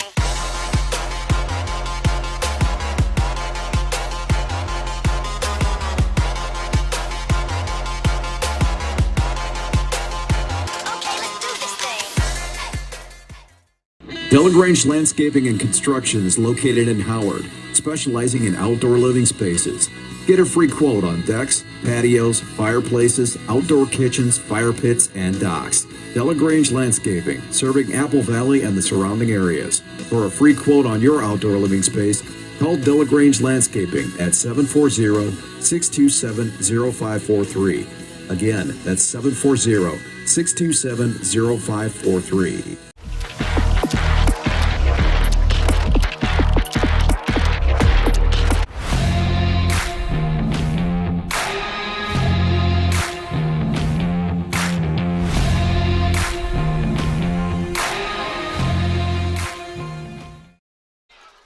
After the Greyson Siders touchdown, it's going to be a squib kick here by the Bulldogs and fielded by Danville at the 32-yard line. That's where the Devils will take over with the Hangout first down. Now needing to find some offense after Dalton just marched it right down their throats. Greyson Siders doing a lot of the damage. Yeah, they need an answer right here. They need to get the ball on the ground, get it to Cole Delaughder, move the sticks, stay ahead of schedule, punch it in here, and get some momentum back. Because Dalton in the last quarter and a half has really taken control of this one. Here comes the K-Mac Player of the Year. And he'll hand off. Here's Delaughder, the Coltrane. Arguably his best run of the night. He'll have 8 here on first down. That is exactly what you want from the Blue Devils. And the official's going to stop play here. It looks like it's an equipment malfunction with Walker Weckeser as he's going to have to come over to the sideline. So now, into the game. Yeah, here comes Jacob Hackman. Now he has had time this season behind center for the Blue Devils. 5 of 11 passing, 44 yards.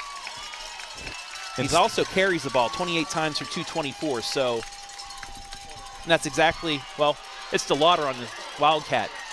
Yeah, Oof. Design run all the way. Delaughder hit by Siders and company. Also tackled on the play that time by Matthew Heatwool. And he's only going to pick up 1 needed 2. Third down on the way after using Hackman as the lead blocker. Look at him lay the boom, though, to get that 1 yard. Boom! Like we said, he likes contact. And this is a spot where you're going to give it to him to get that contact. That is the game plan for Danville here in the second half, now trailing by a dozen. Blue Devils looking to keep pace now with the Dogs. As Weckeser comes under center. And they're going to hand it off right side, and just enough here for Aiden Burke. No, they're going to mark him short. Ooh. He slipped. Not a great spot that time for Burke. He can't believe it, looking over to the sideline. As the 210-pounder marked a few inches shy of first down yardage, so they'll get Delaughder back into the game. Yeah, you have to go for it here. You have to get some momentum back now. We're almost halfway through the third. You're down 12 points. Huge play coming up from the 41-yard line. Devils need less than a yard. Power I formation. And it's going to be Bosart taking the snap. They hand it off. Weckeser's the deep man. He goes flying over the pile, churning those legs. And he's got a first down. Late flag comes in as he's out across the 46, 4-yard gain. And Look at this. Just goes flying into the line of scrimmage. And then it was just a rugby scrum. And a penalty against Dalton, illegal blow to the head afterwards. That's going to move them 15, I believe. So a big break here for the Danville Blue Devils as Weckeser trying to shake off the cobwebs. But when he does, he'll have the ball at the Dalton 39-yard line. That is all that work in the weight room in the winter, over the summer. That might, that will to get something going. They know what happened last year. They know they're down right now, but they came back last year as well, and that was a huge conversion. They'll come out of the Wildcat yet again here. The Weckeser back in motion. Penalty flags fly. I think they're going to get him for illegal motion. It will be, so a 5-yard penalty here on the Devils. And a tough break after just being the recipient of those 15. Yeah, that's not what you want right now. 5 yards behind the sticks here on first down. You need at least to get that 5 back here on this play. Clock winds, milking down towards 7 minutes remaining here in this third quarter as they'll come out empty set. 3 receivers to the near side. Caleb Lucas, the man in motion. He'll be in tight on the line. Weckeser acts like he's going to run, now flips it to the outside. Stevens with the catch and run. And the first completion for Walker tonight. Only 2 yards, though. Trying to keep the defense honest. But we've seen how well this Dalton secondary with Mullen and company, I mean, they really race to the football. Fundamental football, that's what Dalton plays. They stay in their lanes, they do what they're supposed to at their position. And you've seen it, 11 men on the field playing as one. But for Danville, they need 6 players on that line playing as one, the block for Delaughder. And they did. Yeah, it's a toss to Cole, and he lowers the boom as he gets inside of the 35-yard line. 8-yard pickup here on second down, so it'll make it third and manageable. But they'll still need 6 or 7 yards here. And you got to think this is, again, 4-down territory. So getting that chunk out of the way sets up a manageable play if they can get 3 or 4 here on third down. Devils break the huddle as Carter gets on the football with Weckeser in the gun. Delaughder to his left hip. Trips to the left, and they'll motion Bosart across. He's got the block. Delaughder into trouble as he runs right into big number 72, Greyson Lehman. And he's going to be stopped for no gain on the play. 4th and 7 coming up here for Danville. Yeah, there was just a wall waiting for him there. No chance as that play developed to get anything going, and actually going to make it a loss of 1 there. And now 4th and 9. And we might have to see Weckeser try to get it through the air here. They'll come out with 4 wide, 2 to each side. Bosart in the slot on the right. Fires in the slot to the left. And he's looking. Bosart sliding catch is not made as the contact comes right at the 21-yard line. It was a decent throw, a little low, but I think that the hit there on the back end disrupted this. And it's going to be a turnover on downs.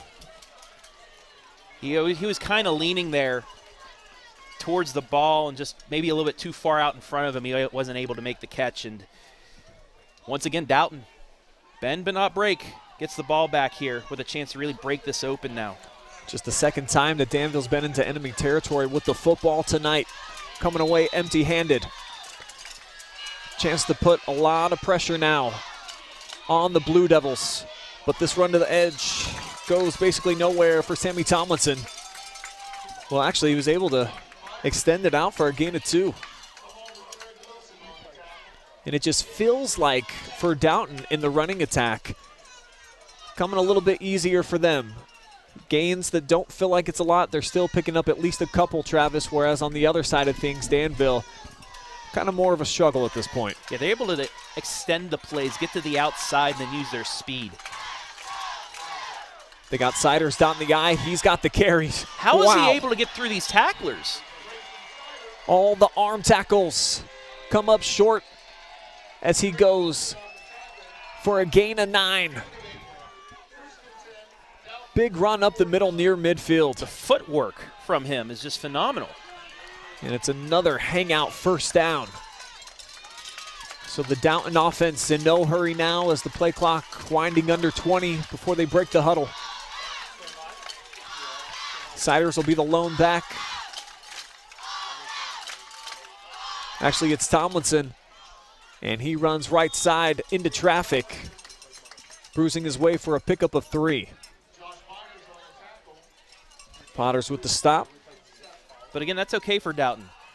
Just that they're able to get positive yards on runs from their number 2, number 3 running back just allows their main guy to get a little bit of a break so he can get back and get those chunks. Into enemy territory now from the Danville 48. Pearson sends a man in motion. That's Caden Russell to the right side. 3 receivers over there now. And they've got Siders, the deep back. They'll toss it to him. Here comes Greyson, weaving his way as he tries to catch the edge. And still able to produce right around 4 yards on the gain. 3rd down 3 on the way here for the Dogs. And offensively up front, they're starting to win their battles. You can see the confidence growing with each passing down here for Dalton. Yeah, they're doing exactly what Danville wanted to do and just wear the line down, get some extra push out of it, and that's what they've been doing.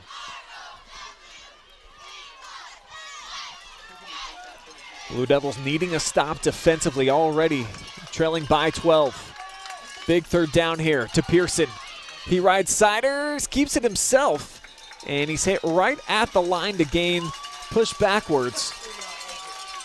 Looks like the officials got a tough call to make here, whether or not he got it, but the As near you say side that, man. they gave the first down.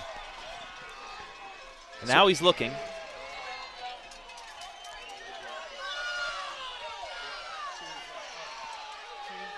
I think they're going to call this 4th down, Travis. Looks like he's going to be short. Very, very close. And they might even have to measure it. I think it looked like he leaned right at that 41-yard line. So it's going to be, I think they marked it correctly. It's just a matter of did they get it? And this isn't a place. We can show this. I heard that this is the only stream that's up anyway, so. Yeah, we do appreciate all you guys jumping over from. He's going to be just short, maybe. Yeah. Yeah. It's going to be 4th down. 4th and inches coming up for Dalton. A mammoth play on the way here specifically for this Danville defense. Can you get the football back for your O?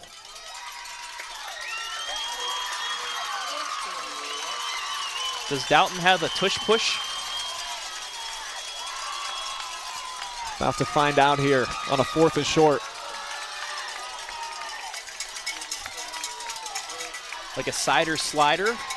I was trying to think of, I don't know. We'll see the Dogs break the huddle here, and they've got a lot of beef in there. Power formation. Siders the deep back. It's going to be Pearson with the quarterback sleep. He has it.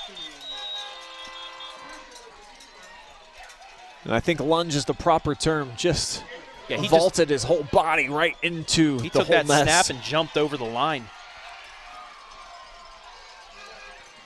So a crucial 1st down here for Dalton as they'll keep the football, the clock winding. Close to 3 minutes remaining here in the 3rd quarter. Winning, moving on to the state Final Four. Could be the first time ever for these Dalton Bulldogs. And that game will be at Zanesville next Friday. Eastern leading Caldwell. Eastern, the number 12 team in the state, 13-7 last we checked. Here's Hess in motion. They're going to run left side stretch play again. Flag comes in. Siders. For right now, it's a pickup of 5. don't know if it was maybe an illegal cut block. It was on Danville.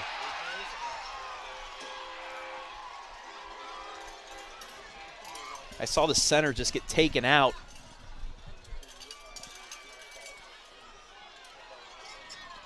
I know back in 2003 when I played, that was legal. Times have changed, Trav. Yeah, and Time to get with the back times, in my bro. day.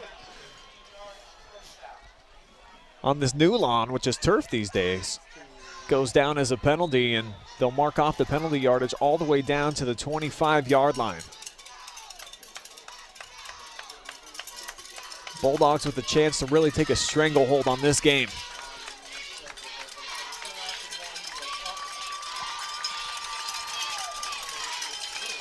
Here comes Pearson from the gun.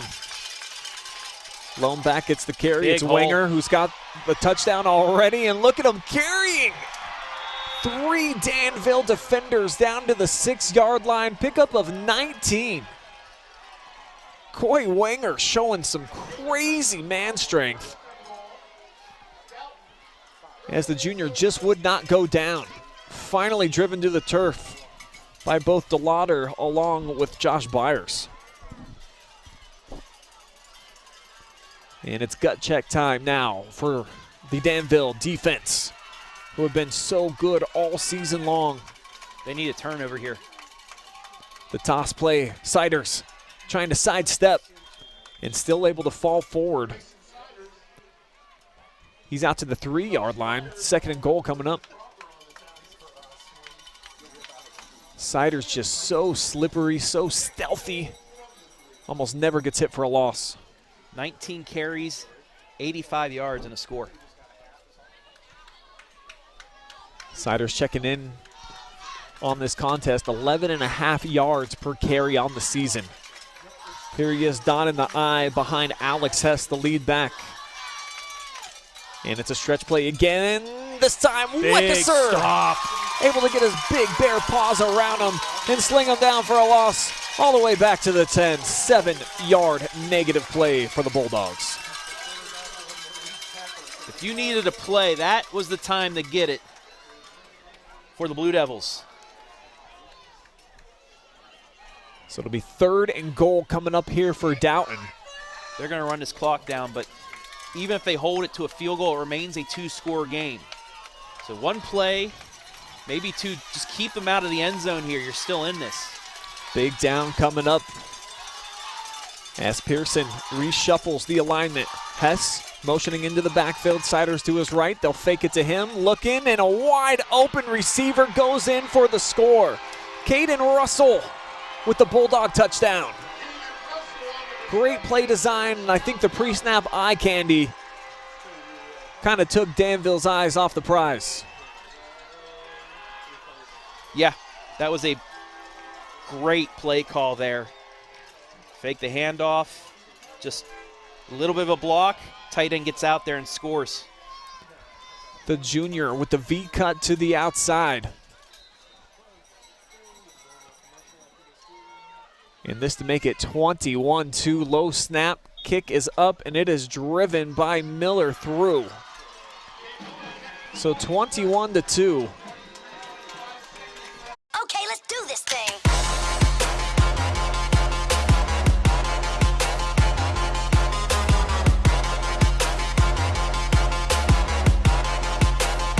Okay, let's do this thing.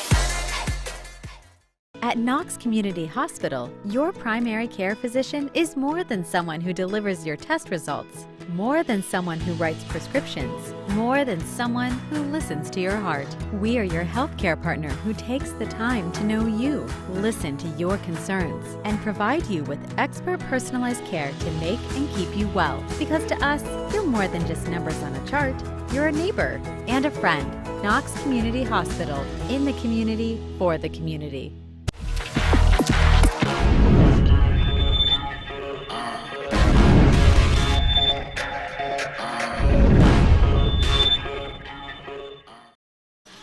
Ten-yard touchdown grab by Caden Russell has created some separation here in Dover as Dalton now leads by 19.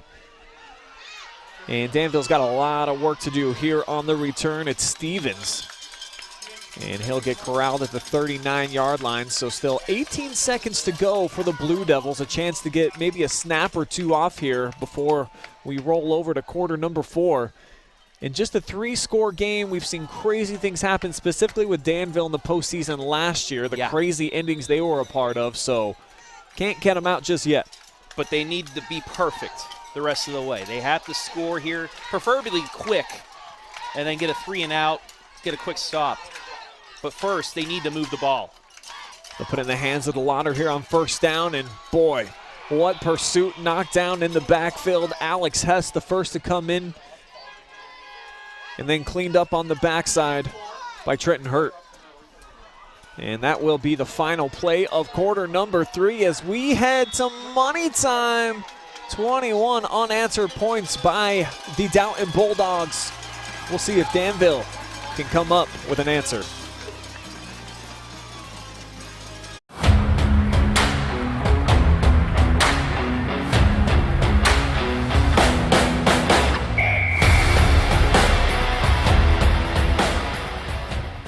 At Knox Community Hospital, your primary care physician is more than someone who delivers your test results, more than someone who writes prescriptions, more than someone who listens to your heart. We are your healthcare partner who takes the time to know you, listen to your concerns, and provide you with expert personalized care to make and keep you well. Because to us, you're more than just numbers on a chart.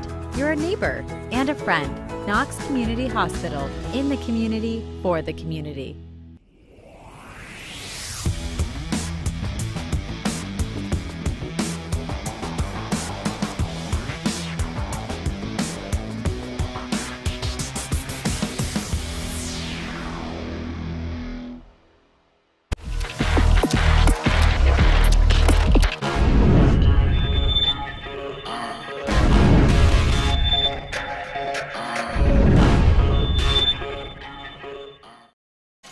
We have reached money time here in Dover.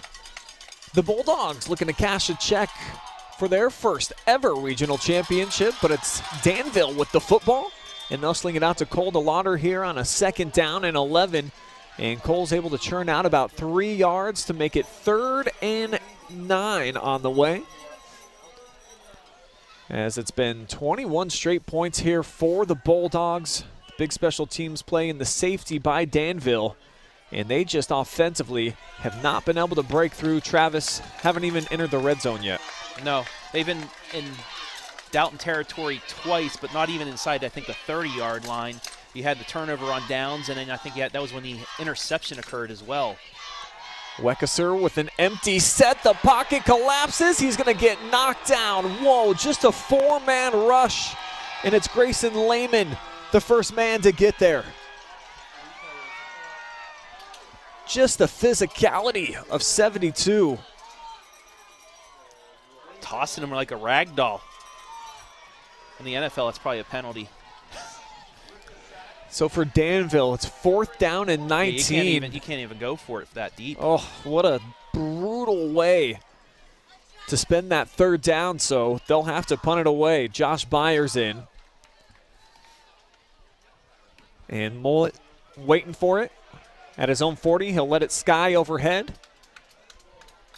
Takes a great Danville hop inside of the 15 and still rolling all the way down to the 11. So Pearson and company. Defense is going to have to come up big here, get a turnover. That's the only way they're going to have a chance right now. Dalton's been running the football very effectively over these last couple of quarters after a slow start. Greyson Siders certainly has been heating up, closing in on 100 yards on the night. But the versatility, the Swiss Army knife ability to throw so many different dudes in the backfield really has benefited Dalton all season, and definitely tonight. Here's Siders. And this time not able to wiggle free. Still slithers forward for a gain of a couple. 21 carries for him tonight. On the season, he came in with 1,660 yards, over 1,700 now. 81 yards. That 7-yard loss the last series put him back down a little bit, but still approaching 100 yards for the night. Play clock all the way down to 7. Back in the guns, Pearson. He'll take it. Hand off Siders left side. He's going to catch a block. Here's Greyson Siders. Sidesteps a would-be tackler and then drags a Blue Devil with him out to the 30-yard line for a huge first down and a pickup of 17. Just look at his elusiveness right here. And Danville just trying arm tackles. That will not take him down. The shake and bake of Greyson Siders tonight has been impressive. Kid's cooking with a lot of ingredients out there. He'll flank out, though, here on this first down. Tomlinson in the back as they motion Connor Morey. And they'll run it right side in a big hole again for Tomlinson. He threads forward for an 11-yard gain and another first down for the Dogs.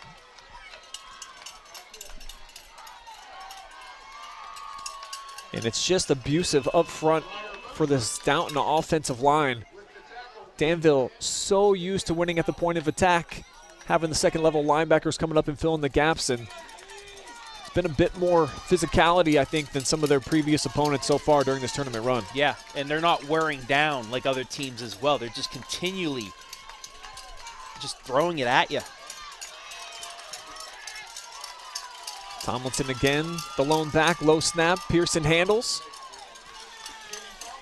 And he shoots through Byers with the stop after a pickup of 3.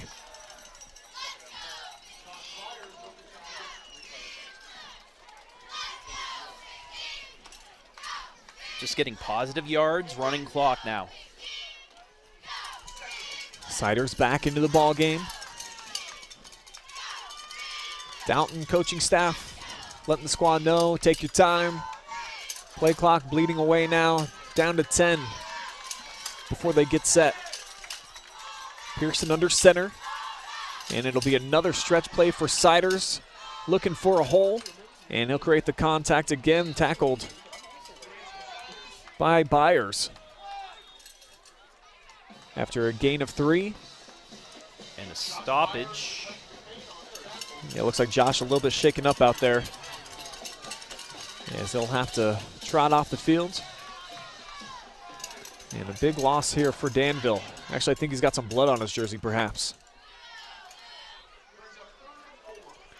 Big third down. Landon Lyons checking in for Danville defensively. Need to get a stop here on a 3rd down and 4. Bulldogs with twins to their left. They'll just run it straight ahead, and this time the Blue Devils defense able to come through as they'll knock down Wenger for a minimal gain. Yeah, 4th down now and about 3, and the punt team will come on. So there's a stop, but clock's now down to 7 minutes remaining, and you're down 19. You're down 3 scores. Just 1 completion so far tonight for Walker Weckeser.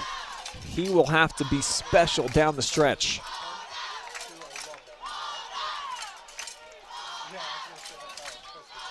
Home fans calling for the Devils to come in, block this kick. That's how they've got their only points so far of the night. And off the rollout, the punt, end over end, takes a hop at the 25, and it'll be down by Wenger with 6:42 to go. 78 yards away from getting their first touchdown are the Blue Devils, and offense has been a chore for them tonight. Might be a good time if you have any tricks up your sleeve to use them. Big chunk play, something.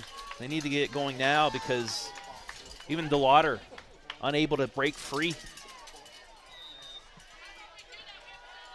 Might have to be 2-minute drill the rest of the way. They'll come out, though, starting in the Wildcat.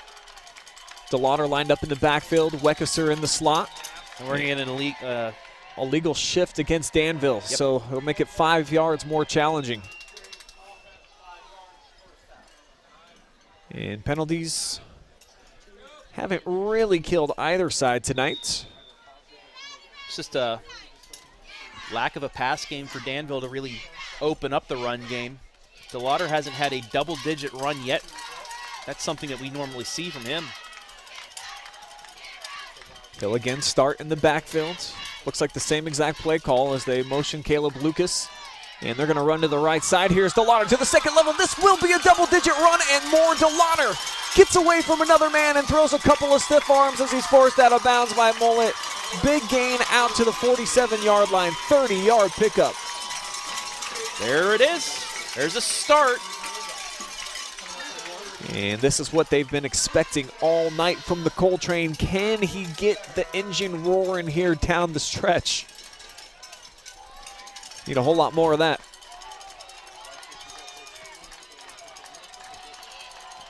This time it's Braylon Kaufman that's back in there. And they'll keep it on the ground. It's Aiden Burke, who lined up at the quarterback position. So looks like Weckesser may be relegated to more of a receiver role. Now, if I'm correct, last year's Lucas game, he played as a wide receiver role. They had that wide receiver pass that gave them the lead late. That's absolutely right. Him to Max Payne. And vice versa. A lot of time coming off the clock. Boy, they're not going to snap this until there's 6 seconds on the play clock or less. Got a reverse. And here is Stevens to the outside. He's got a block. Nate Stevens across the 40. Tackled by Wenger. In enemy territory down to the 35, and they pick up a 16 yards, so the Devils offense starting to get it going late. It's a start. It's a start, but you got to get back to the line when the clock starts. You got to get it in there. You're down 3 scores. It's a hangout first down as Danville will break the huddle quickly this time. And they'll have Weckesser in there from the gun. Delaughder in the slot, 2 receivers out to his left as they'll motion Caleb Lucas. Now Walker moving the pocket to the left side, guns it, got his man. It's caught by Wesley Payne. And he'll get drilled inside the 25-yard line for another double-digit gain. It'll go for about 12. Life, though. Life from the Blue Devils. So the clock stops just a tick under 5 minutes. And they say that Payne's able, well, I thought he got out of bounds and said it's going to be the first charge timeout of the night to Danville. Pardon me. Dalton's going to pull the trigger on a TO. And maybe if Danville would have started this in the third quarter, we'd be seeing a lot more of this, but now they're starting to wear down that defensive line. It's just, is it too little too late with a tick under 5 minutes remaining in this game? Well, step one, obviously, you got to come away with some points, and not just points. You need a touchdown here on this drive if you're Danville. Touchdown, 2-point conversion makes it an 11-point game. Touchdown and a field goal. But first, you got to get into the end zone. The Blue Devil faithful certainly have been loud and proud all night, trying to urge their team, will them into the end zone. Delaughder comes in motion right to left. Weckesser with an empty set. 4 men come. He's thrown to the end zone. It's a jump ball. Delaughder's got it. Touchdown, Danville. What a grab by Cole Delaughder. 50-50 ball, and the Cole train says, choo-choo, don't mind if I do. Hey, okay. And how about Weckesser giving his guy a shot, putting it up into traffic. Both he and Mullet coming down with possession. Tie goes to the offensive player. And now they will go for 2 to try and make this an 11-point game. They'll give it to Delaughder right side, and he gets submarined. He's going to get knocked down at the 1-yard line, so the conversion is not successful. The score remains 21-8, but Danville showing some signs of life with their first scoring drive since the second. Okay, let's do this thing.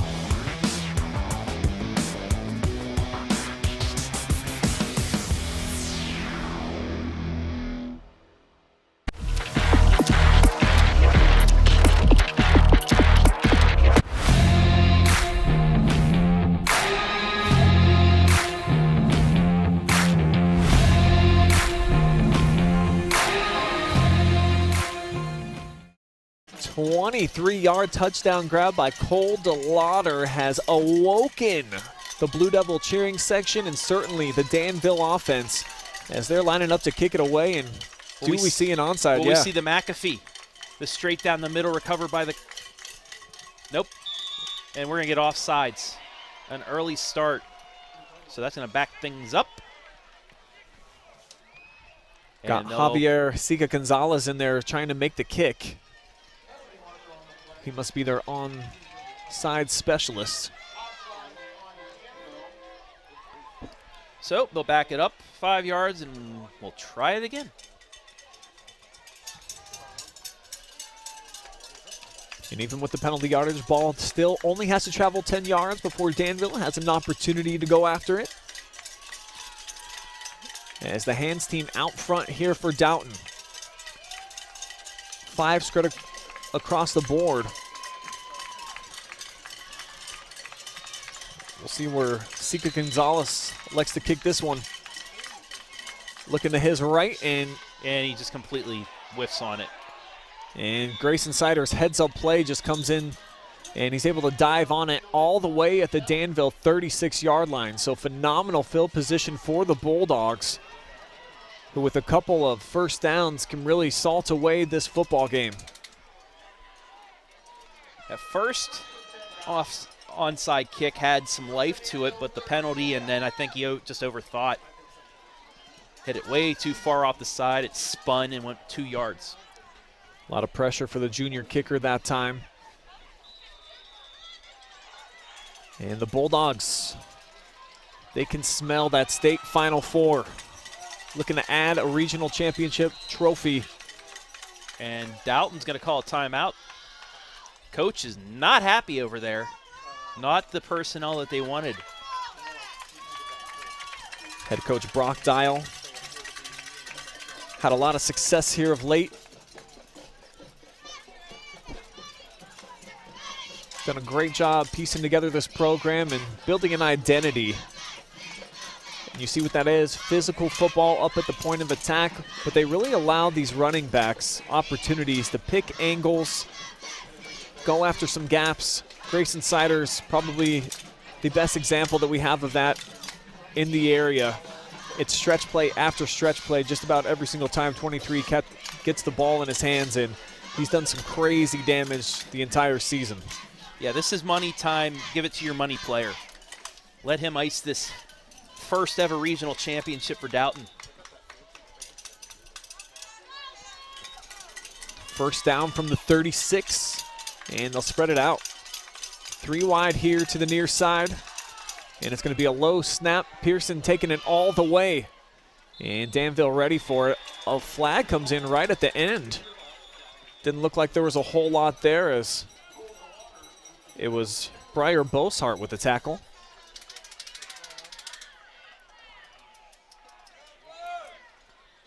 It'll be interesting to see. It's going to go against Danville. 5-yard face mask.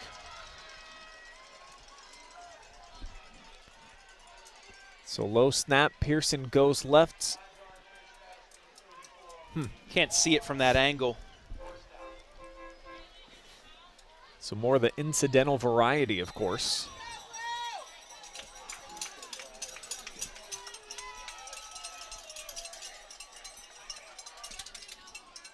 So they'll actually replay the down, and it'll be first down and 5.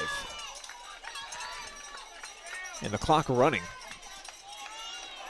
Quick snap, and Ball's I think on the ground. Oh, I think a big face mask though here. Looked like Byers got a big chunk of it that time. So Pearson had his neck contorted back. Yeesh.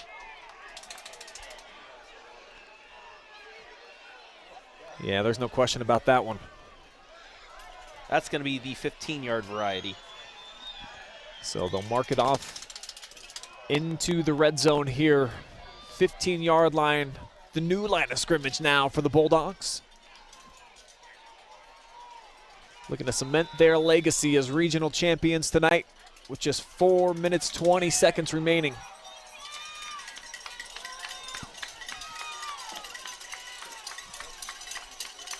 That's just That was just Danville trying to strip the ball, got hand a little bit too high there. And all Siders needs to do now is just hold on to the ball. They're deep enough in Danville territory with the run clock running down that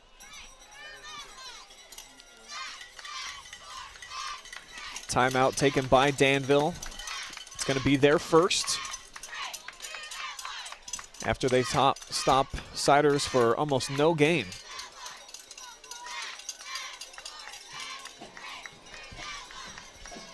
And do want to say thank you to all of our amazing sponsors coming together, bringing you this live audio cast. When we found out late last night that OHSAA was going to have the exclusive rights to the video, which we had planning to do, we came together, got a lot of you guys to jump on board, so kudos to each and every one of the sponsors, allowing you guys to keep up with this Region 25 championship game. And it has been a heavyweight fight. The top seed looking to march on against undefeated Danville. I know there's people out there asking for more clips and stuff. We can't. Brian just explained that, but later on, like he said, about 10 o'clock, we're going to show you the whole game. Video, us saying the same things over again. You're muted if you don't want to listen and watch the game, but still, they'll be on tonight at 10. Siders here on second down.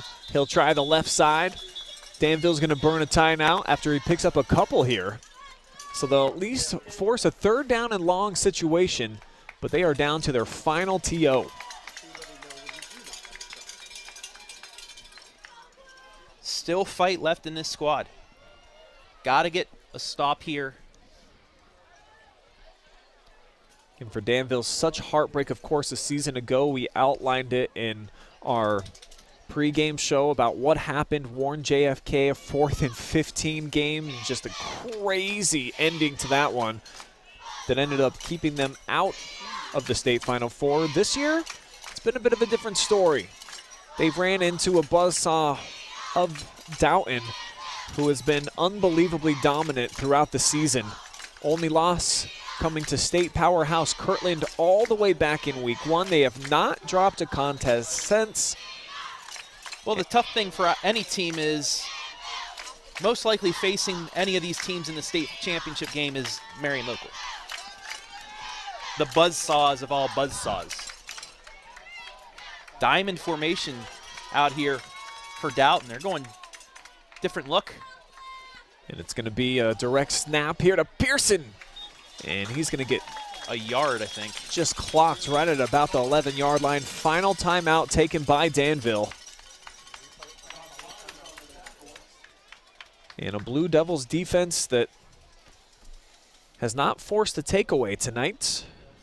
They had 30 of them coming into the game. And I think that's been kind of a big storyline here against a Downton team that only gives up 11 points per contest and holding the Blue Devils below that so far.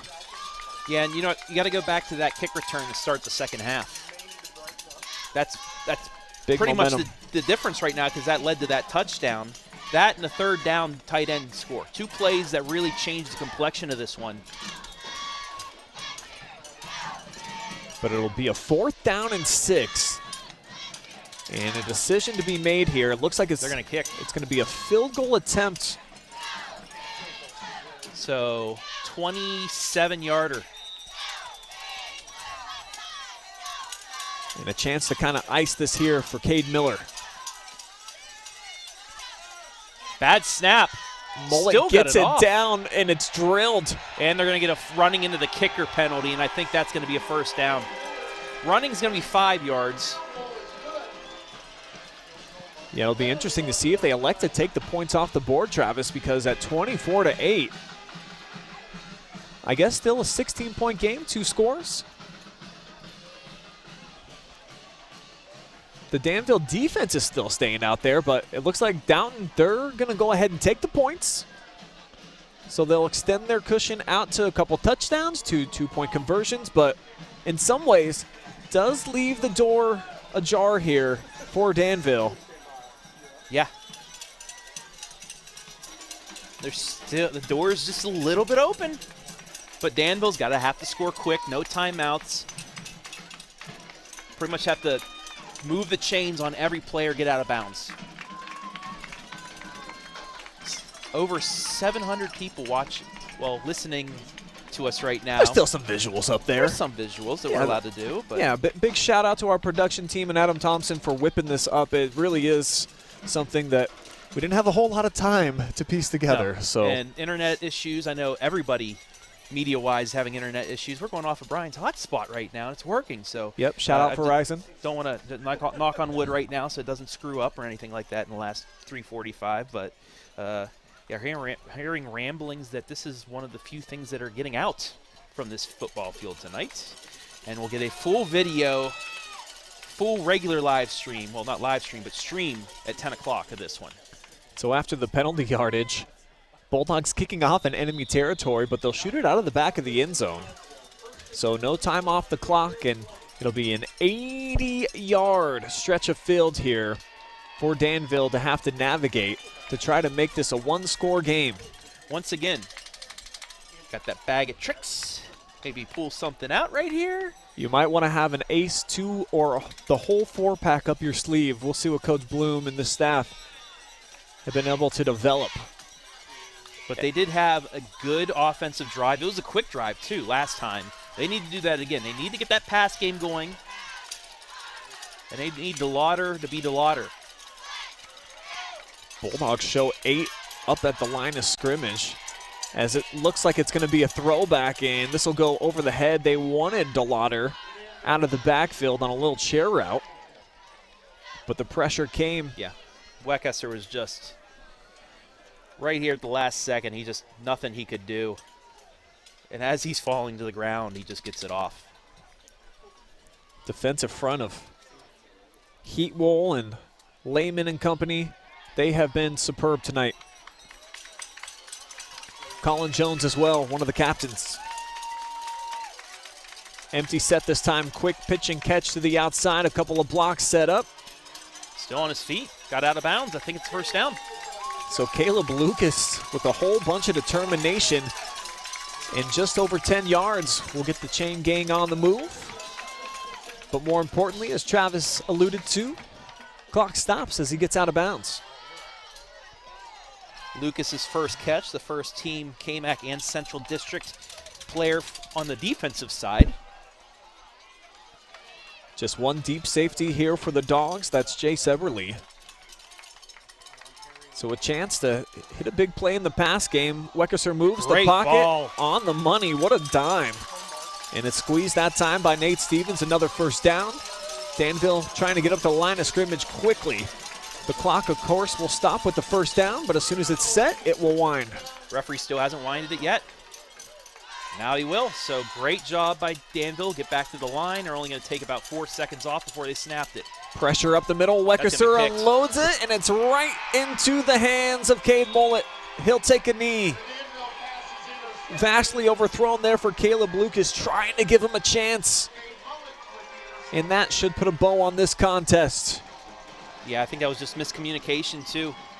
Lucas, I think, stopped his route to turn. You see him with his arms out. And that's it. That'll probably do it. No timeouts left for Danville. And the Bulldogs, just with one first down,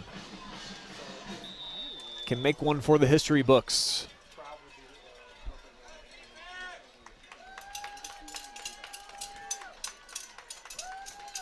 Here comes Pearson under center, turns hands off. Siders with a head of steam. Boy, what a cut to the second level, throws a stiff arm, pushes Stevens off of him, and it's a foot race. 30, 20, 10, goodbye. 75-yard house call and a cherry on top for Siders and the Bulldogs. Oh, that's the game. What a run.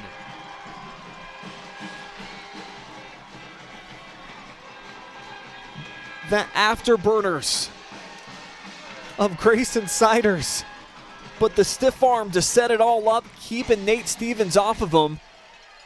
24 carries, 180 yards, and 2 scores. Continuing his crazy tournament stretch, coming off of a 300-yard performance against Norwalk St. Paul. Put up a $180 the previous week against Lucas. The PAT is pure. So with 2:58 to play, we'll take our final timeout. We will be back to Dover where the Bulldogs look like they're marching on to the Final Four. Okay, let's do this thing.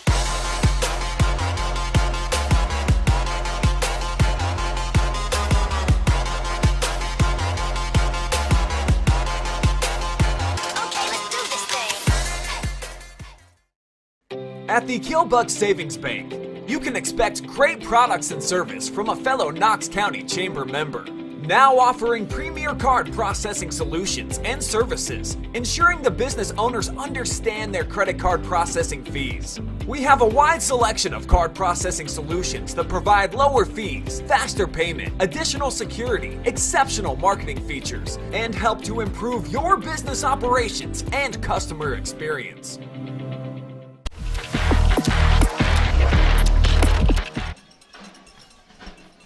Ensuing kickoff after the big Greyson Siders touchdown run. And here's Jacob Hackman moving this way and that. Unable to secure a crease though, as Danville now in the 31-8 hole. Just under 3 minutes to go, I should say. And it looks like their phenomenal season will come to a close here tonight in Dover. But you gotta really credit these Bulldogs, the physicality that they brought, and then Siders, he's been special. Championship players make championship plays in championship games.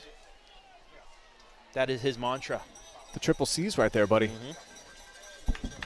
Triple chip. A lot of chips on that cookie. And about to have a championship trophy to bring back to Dalton, right down Route 30. As it's a 5-yard gain by Cole Delaughder here to open up the drive for the Devils. And what a sensational career for him. 3 years spent at East Knox. He was a starter as a freshman.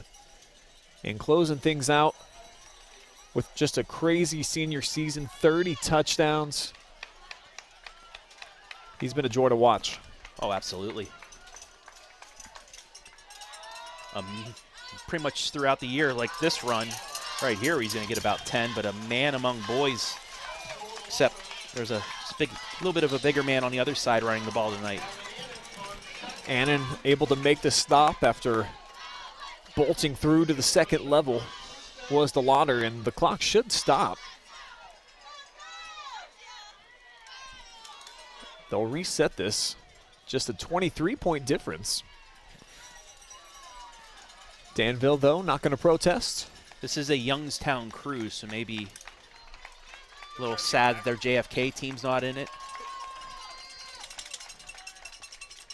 With the empty set, Weckeser back to pass, loads up, goes deep, looking for Delaughder, and interception number 2. Back-to-back passes picked off. This time, it's Coy Wenger. He's been all over the place. And you certainly can't fault Walker trying to make a play here down the stretch. That one about a couple feet too tall. And Wenger closing this thing out. It'll be victory formation now for the Dogs. Just wasn't a Walker's night passing tonight. Rain might have helped hurt things early on in the first half, and then you just have to try and take those chances downfield.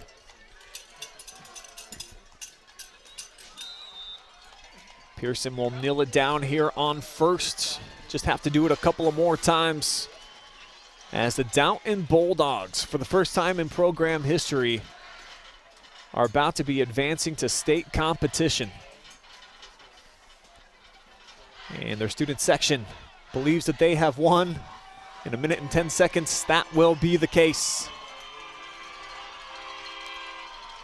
I always say it's just a shame that Marion Local and Kirtland are in D6 and D7 because that's usually the buzzsaws you have to go through. But hey, you never know.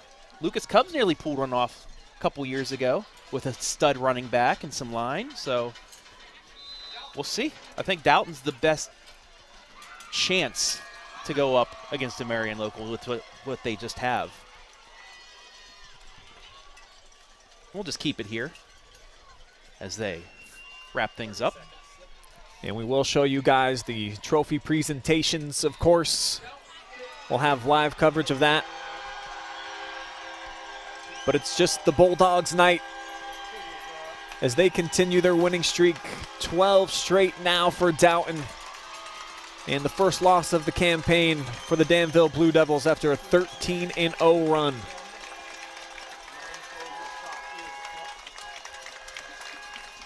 Dalton just able to control that line of scrimmage. They won the trenches this time. You can already see the emotion on both sides for the Blue Devils. Such a shame their season had to come to a close, and the Bulldogs doing something no team in program history has done before. And that's bring a regional championship back home. I will say this team, I would have to think, is going to be favored next week in Zanesville against either Eastern or Caldwell. And then, hey, you never know. You can get to Canton, go up against the big boys, see how you fare. Pretty much everybody already penciling in Marion local. I mean, to that state how many championship years game. have we done that? Just the MAC in general, unbelievable run for them. 153 state championships in 50 years. So insane. So we'll go ahead and keep the action here, as it looks like they will quickly get into the trophy presentations.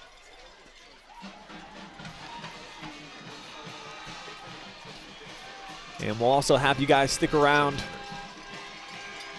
for our Delagrange Landscaping Most Valuable Player interview. I have a feeling I know who that is.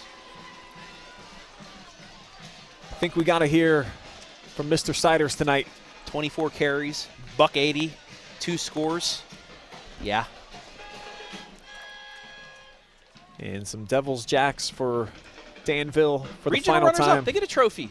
They're going to go home as an Elite 8 participant for the second straight year. Yeah, they've certainly been an K-Mac impressive crew champs. to follow all season long. Just so many weapons. You certainly can never hang your hat, or your head, I should say, if you get this deep into the postseason.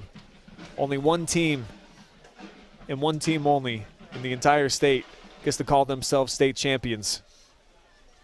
And so, potentially even for Dalton, there will be that day that comes up here in the next couple of weeks. But for now, a lot of smiles, as they've just made program history.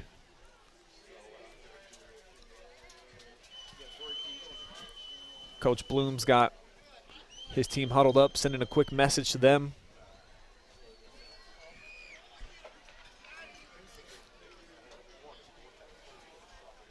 And what a job he's done. Just his second season now at Danville. Back-to-back regional championship appearances. Really young guy, and has motivated these young dudes to want to work hard in the offseason. You know, if you thought they had a chip on their shoulder from last year, you imagine that thing's even got to swell up for this junior class and some of the younger kids that have gotten their opportunities to be a part of this as well. Yeah, it's that Danville football that we were talking about. You know, early 2000s, 2010s, those teams that ran through, made it to the playoffs, made it to this spot, won a regional championship. He's brought that back to Danville, and, you know, it is, you know, it's a bummer the way they finish, but they do finish one of the final 8 teams in the state. And as much as it's a bummer for the kids in the Blue Devil jerseys, it's equal enjoyment for the Bulldogs tonight, as they have just earned a regional championship. Congratulations to the Bulldogs, making history. And a huge performance tonight, 31-8 against this Danville team. I don't think they probably even saw this type of differential coming. It was just, they were able to make plays in that first half, and then they ran the ball like they've done all year.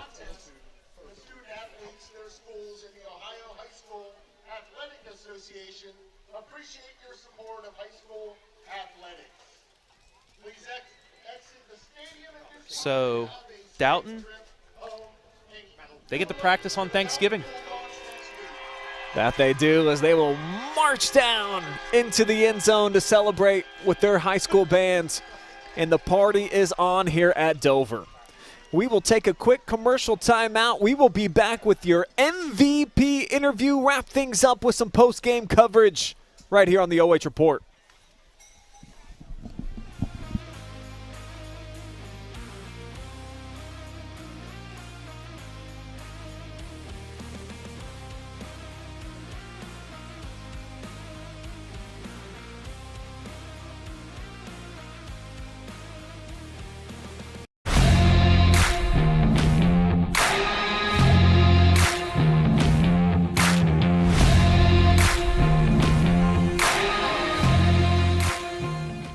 Okay, let's do this thing.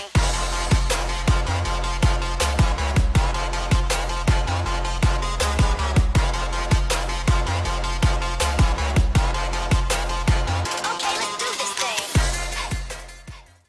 Delagrange Landscaping and Construction is located in Howard, specializing in outdoor living spaces. Get a free quote on decks, patios, fireplaces, outdoor kitchens, fire pits, and docks. Delagrange Landscaping, serving Apple Valley and the surrounding areas. For a free quote on your outdoor living space, call Delagrange Landscaping at 740-627-0543. Again, that's 740-627-0543. At the Killbuck Savings Bank, you can expect great products and service from a fellow Knox County Chamber member. Now offering premier card processing solutions and services, ensuring the business owners understand their credit card processing fees. We have a wide selection of card processing solutions that provide lower fees, faster payment, additional security, exceptional marketing features, and help to improve your business operations and customer experience. At Knox Community Hospital, your primary care physician is more than someone who delivers your test results, more than someone who writes prescriptions, more than someone who listens to your heart. We are your healthcare partner who takes the time to know you, listen to your concerns, and provide you with expert personalized care to make and keep you well. Because to us, you're more than just numbers on a chart. You're a neighbor and a friend. Knox Community Hospital, in the community, for the community.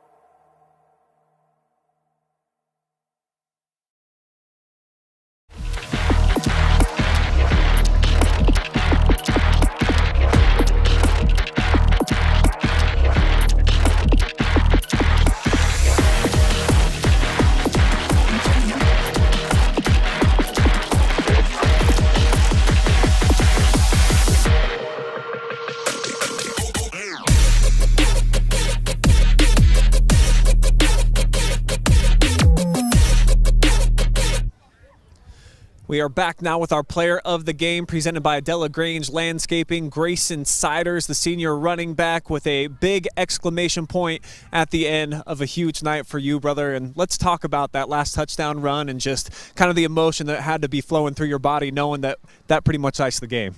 Yeah, for sure. We blocked to the end.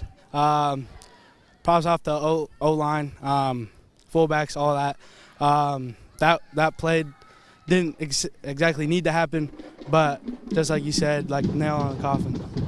Moving on to a state Final Four, first time in program history is my understanding, man. Like, how cool is it to know that you guys are going to be in the record books forever? It's great. This team has come together off season. We've worked our tails off. We wouldn't be out here without God with us. He's with us every step of the way. Every kid, every team. We just came out here, did what we needed to do, and it's just great to finally make it to state. But job's not finished. Danville was the number 4 team in the state. They've been scoring over 40 points per game. You guys hold them to 8. I mean, just tell me about what you did defensively and how you were able to have so much success. We just had to be hard-nosed. We came out here. We had to start off fast. As fast as we've started off, probably in playoffs. We knew that they had some big kids. They are a big team. But we knew that we had to out-tough them. Yep. Just tell me about the confidence of this group, and as you guys continue to move forward, how much belief you have and think that you can bring back the big trophy at the end of this whole journey. I think it's a big thing that we have belief in ourselves. A lot of people are doubting us. We've never made it to state. But we know that we're capable of doing anything we put our minds to. So. Well, 12 straight wins for you guys. You are moving on to the state Final Four. Congratulations. Who do you want to give a shout out to? Any thank yous? Shout out to the team. Shout out to my family. Shout out to everybody that traveled out here tonight. And most of all, our Lord and Savior Jesus Christ. All right, Greyson Siders, our Delagrange Landscaping MVP. Go celebrate, brother. Job well done.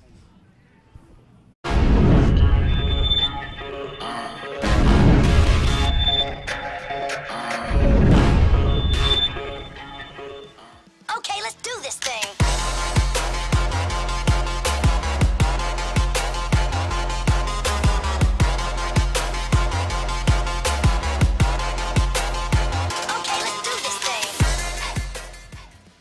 Delagrange Landscaping and Construction is located in Howard, specializing in outdoor living spaces.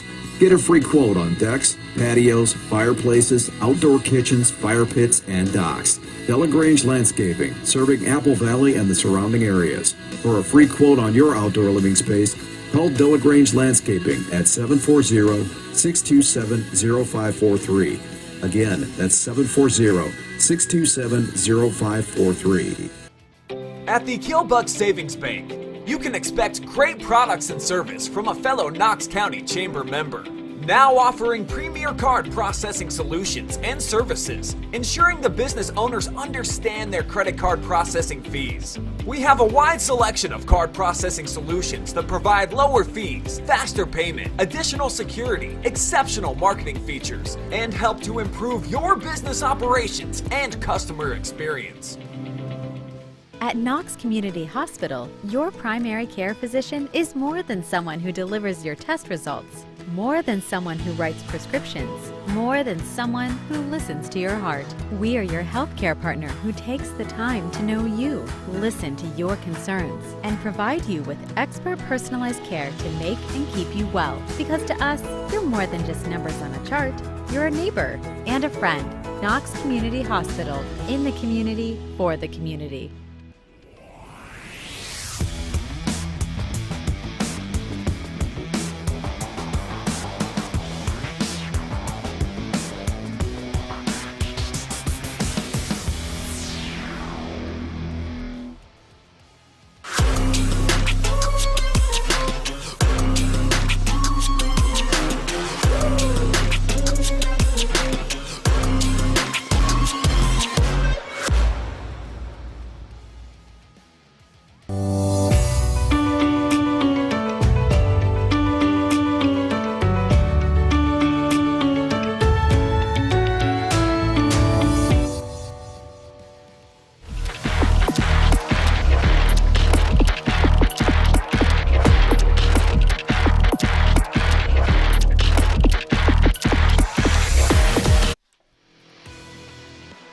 Welcome back to the Bottleneck Bar and Grill post-game show, the place to be in Danville on game night. And unfortunately for Blue Devils fans, it just wasn't their night. It felt like they had a little bit of momentum early on in this contest, Travis. They got the safety, but then Dalton, 31 points that they put on top of them, the most that's been allowed this season by Danville. And, it just felt like they never found a groove. No, they didn't, especially offensively to start with. 3 and out. They did get a stop. Only, 3 first downs in that first half. They did get the block punt, had a little bit of life, but then, Dalton just took over with that run game. They have a very, very good run game, a very, very good offensive line, defensive line. They stayed in their lanes. They really controlled Cole Delaughder until the last couple of drives where he got close to 100 yards to finish. But just complete domination by Dalton from maybe the last 3 minutes of the first quarter on. Yeah, and you see the gaudy rushing totals. That's what they've been doing basically on average throughout the entire course of the season. You just don't expect against a team of Danville's caliber that you'd be able to run it for about 3 bills on the night. They were able to throw it just enough to try to keep Danville guessing about their offensive play call, but at the end of the night, it was about that big offensive front, certainly Greyson Siders, and then a couple of big plays here and there in the passing attack and elsewhere. So the Bulldogs, they're moving on, and after you heard from Greyson, this is a team that's got a lot of belief in themselves, and they're heading in to the state Final Four for the first time ever with a ton of momentum and just feeling like they might have what it takes to try to get all the way to Canton. Yeah, I think they're going to be favored in that game. They have what it takes to take down either Eastern or Caldwell. It's just how will they fare against the big one at the end of the path? Unless, hey, you never know. Maybe Marion Local gets knocked off, but I think Dalton, a clear-cut number 2 left over in Division 7 right now. Well, that number 2 team, ranked number 5 in the state, they are marching on, and let's go ahead and put a quick bow on Danville's season before we get out of here. A lot of memories, I think, certainly a ton of top plays. We saw all the phenoms that they were able to put on the OH report. So this is a team that, boy, is their scrapbook for the memories. It's certainly full. They're not going to feel good about their performance here tonight, Travis. However, a lot to look back on and smile when you remember this 2023 season. Oh, yeah, what a run for them. K-MAC champs. Yep. They only gave up 3 scores only a couple of times. It was looking the same way even this one, but just, late touchdown run to ice things. But all around, amazing effort. This team could have collapsed and, not been as good after what happened. Most teams wouldn't be able to recover that quick from a loss that they did to JFK. But you know what they did? They got right back to that position again, but just ran into a team that was ready to move on, ready to finally get their first regional championship. So Dalton will move on to the state Final Four as we wrap up our coverage here in Dover. Appreciate you guys all watching our audio cast tonight, as we will have a full video broadcast coming up for you folks at about 10 p.m. So we got to get off the airways and get it all set up for that. Before I do have to say thank you to all of our generous sponsors coming together and helping make this audio cast happen. Check down in the description of this game, and please do support everybody who allowed us to be live and free tonight, including Weaver Commercial Contracting, Knox Technical Center, Delagrange Landscaping and General Construction, the Bottleneck Bar and Grill, Danville Tire and Alignment, Killbuck Savings Bank, Knox Community Hospital, Buddy's Local Eats, the Hangout, Spearman Financial Services, 89 Homes and Building Improvements, and Simonson Construction Services. For Travis Berardi, Adam Thompson, Madeline Zazzuto, and Jory Hollenbeck, I am Brian Skowronski signing out for now. We'll see y'all at 10 p.m.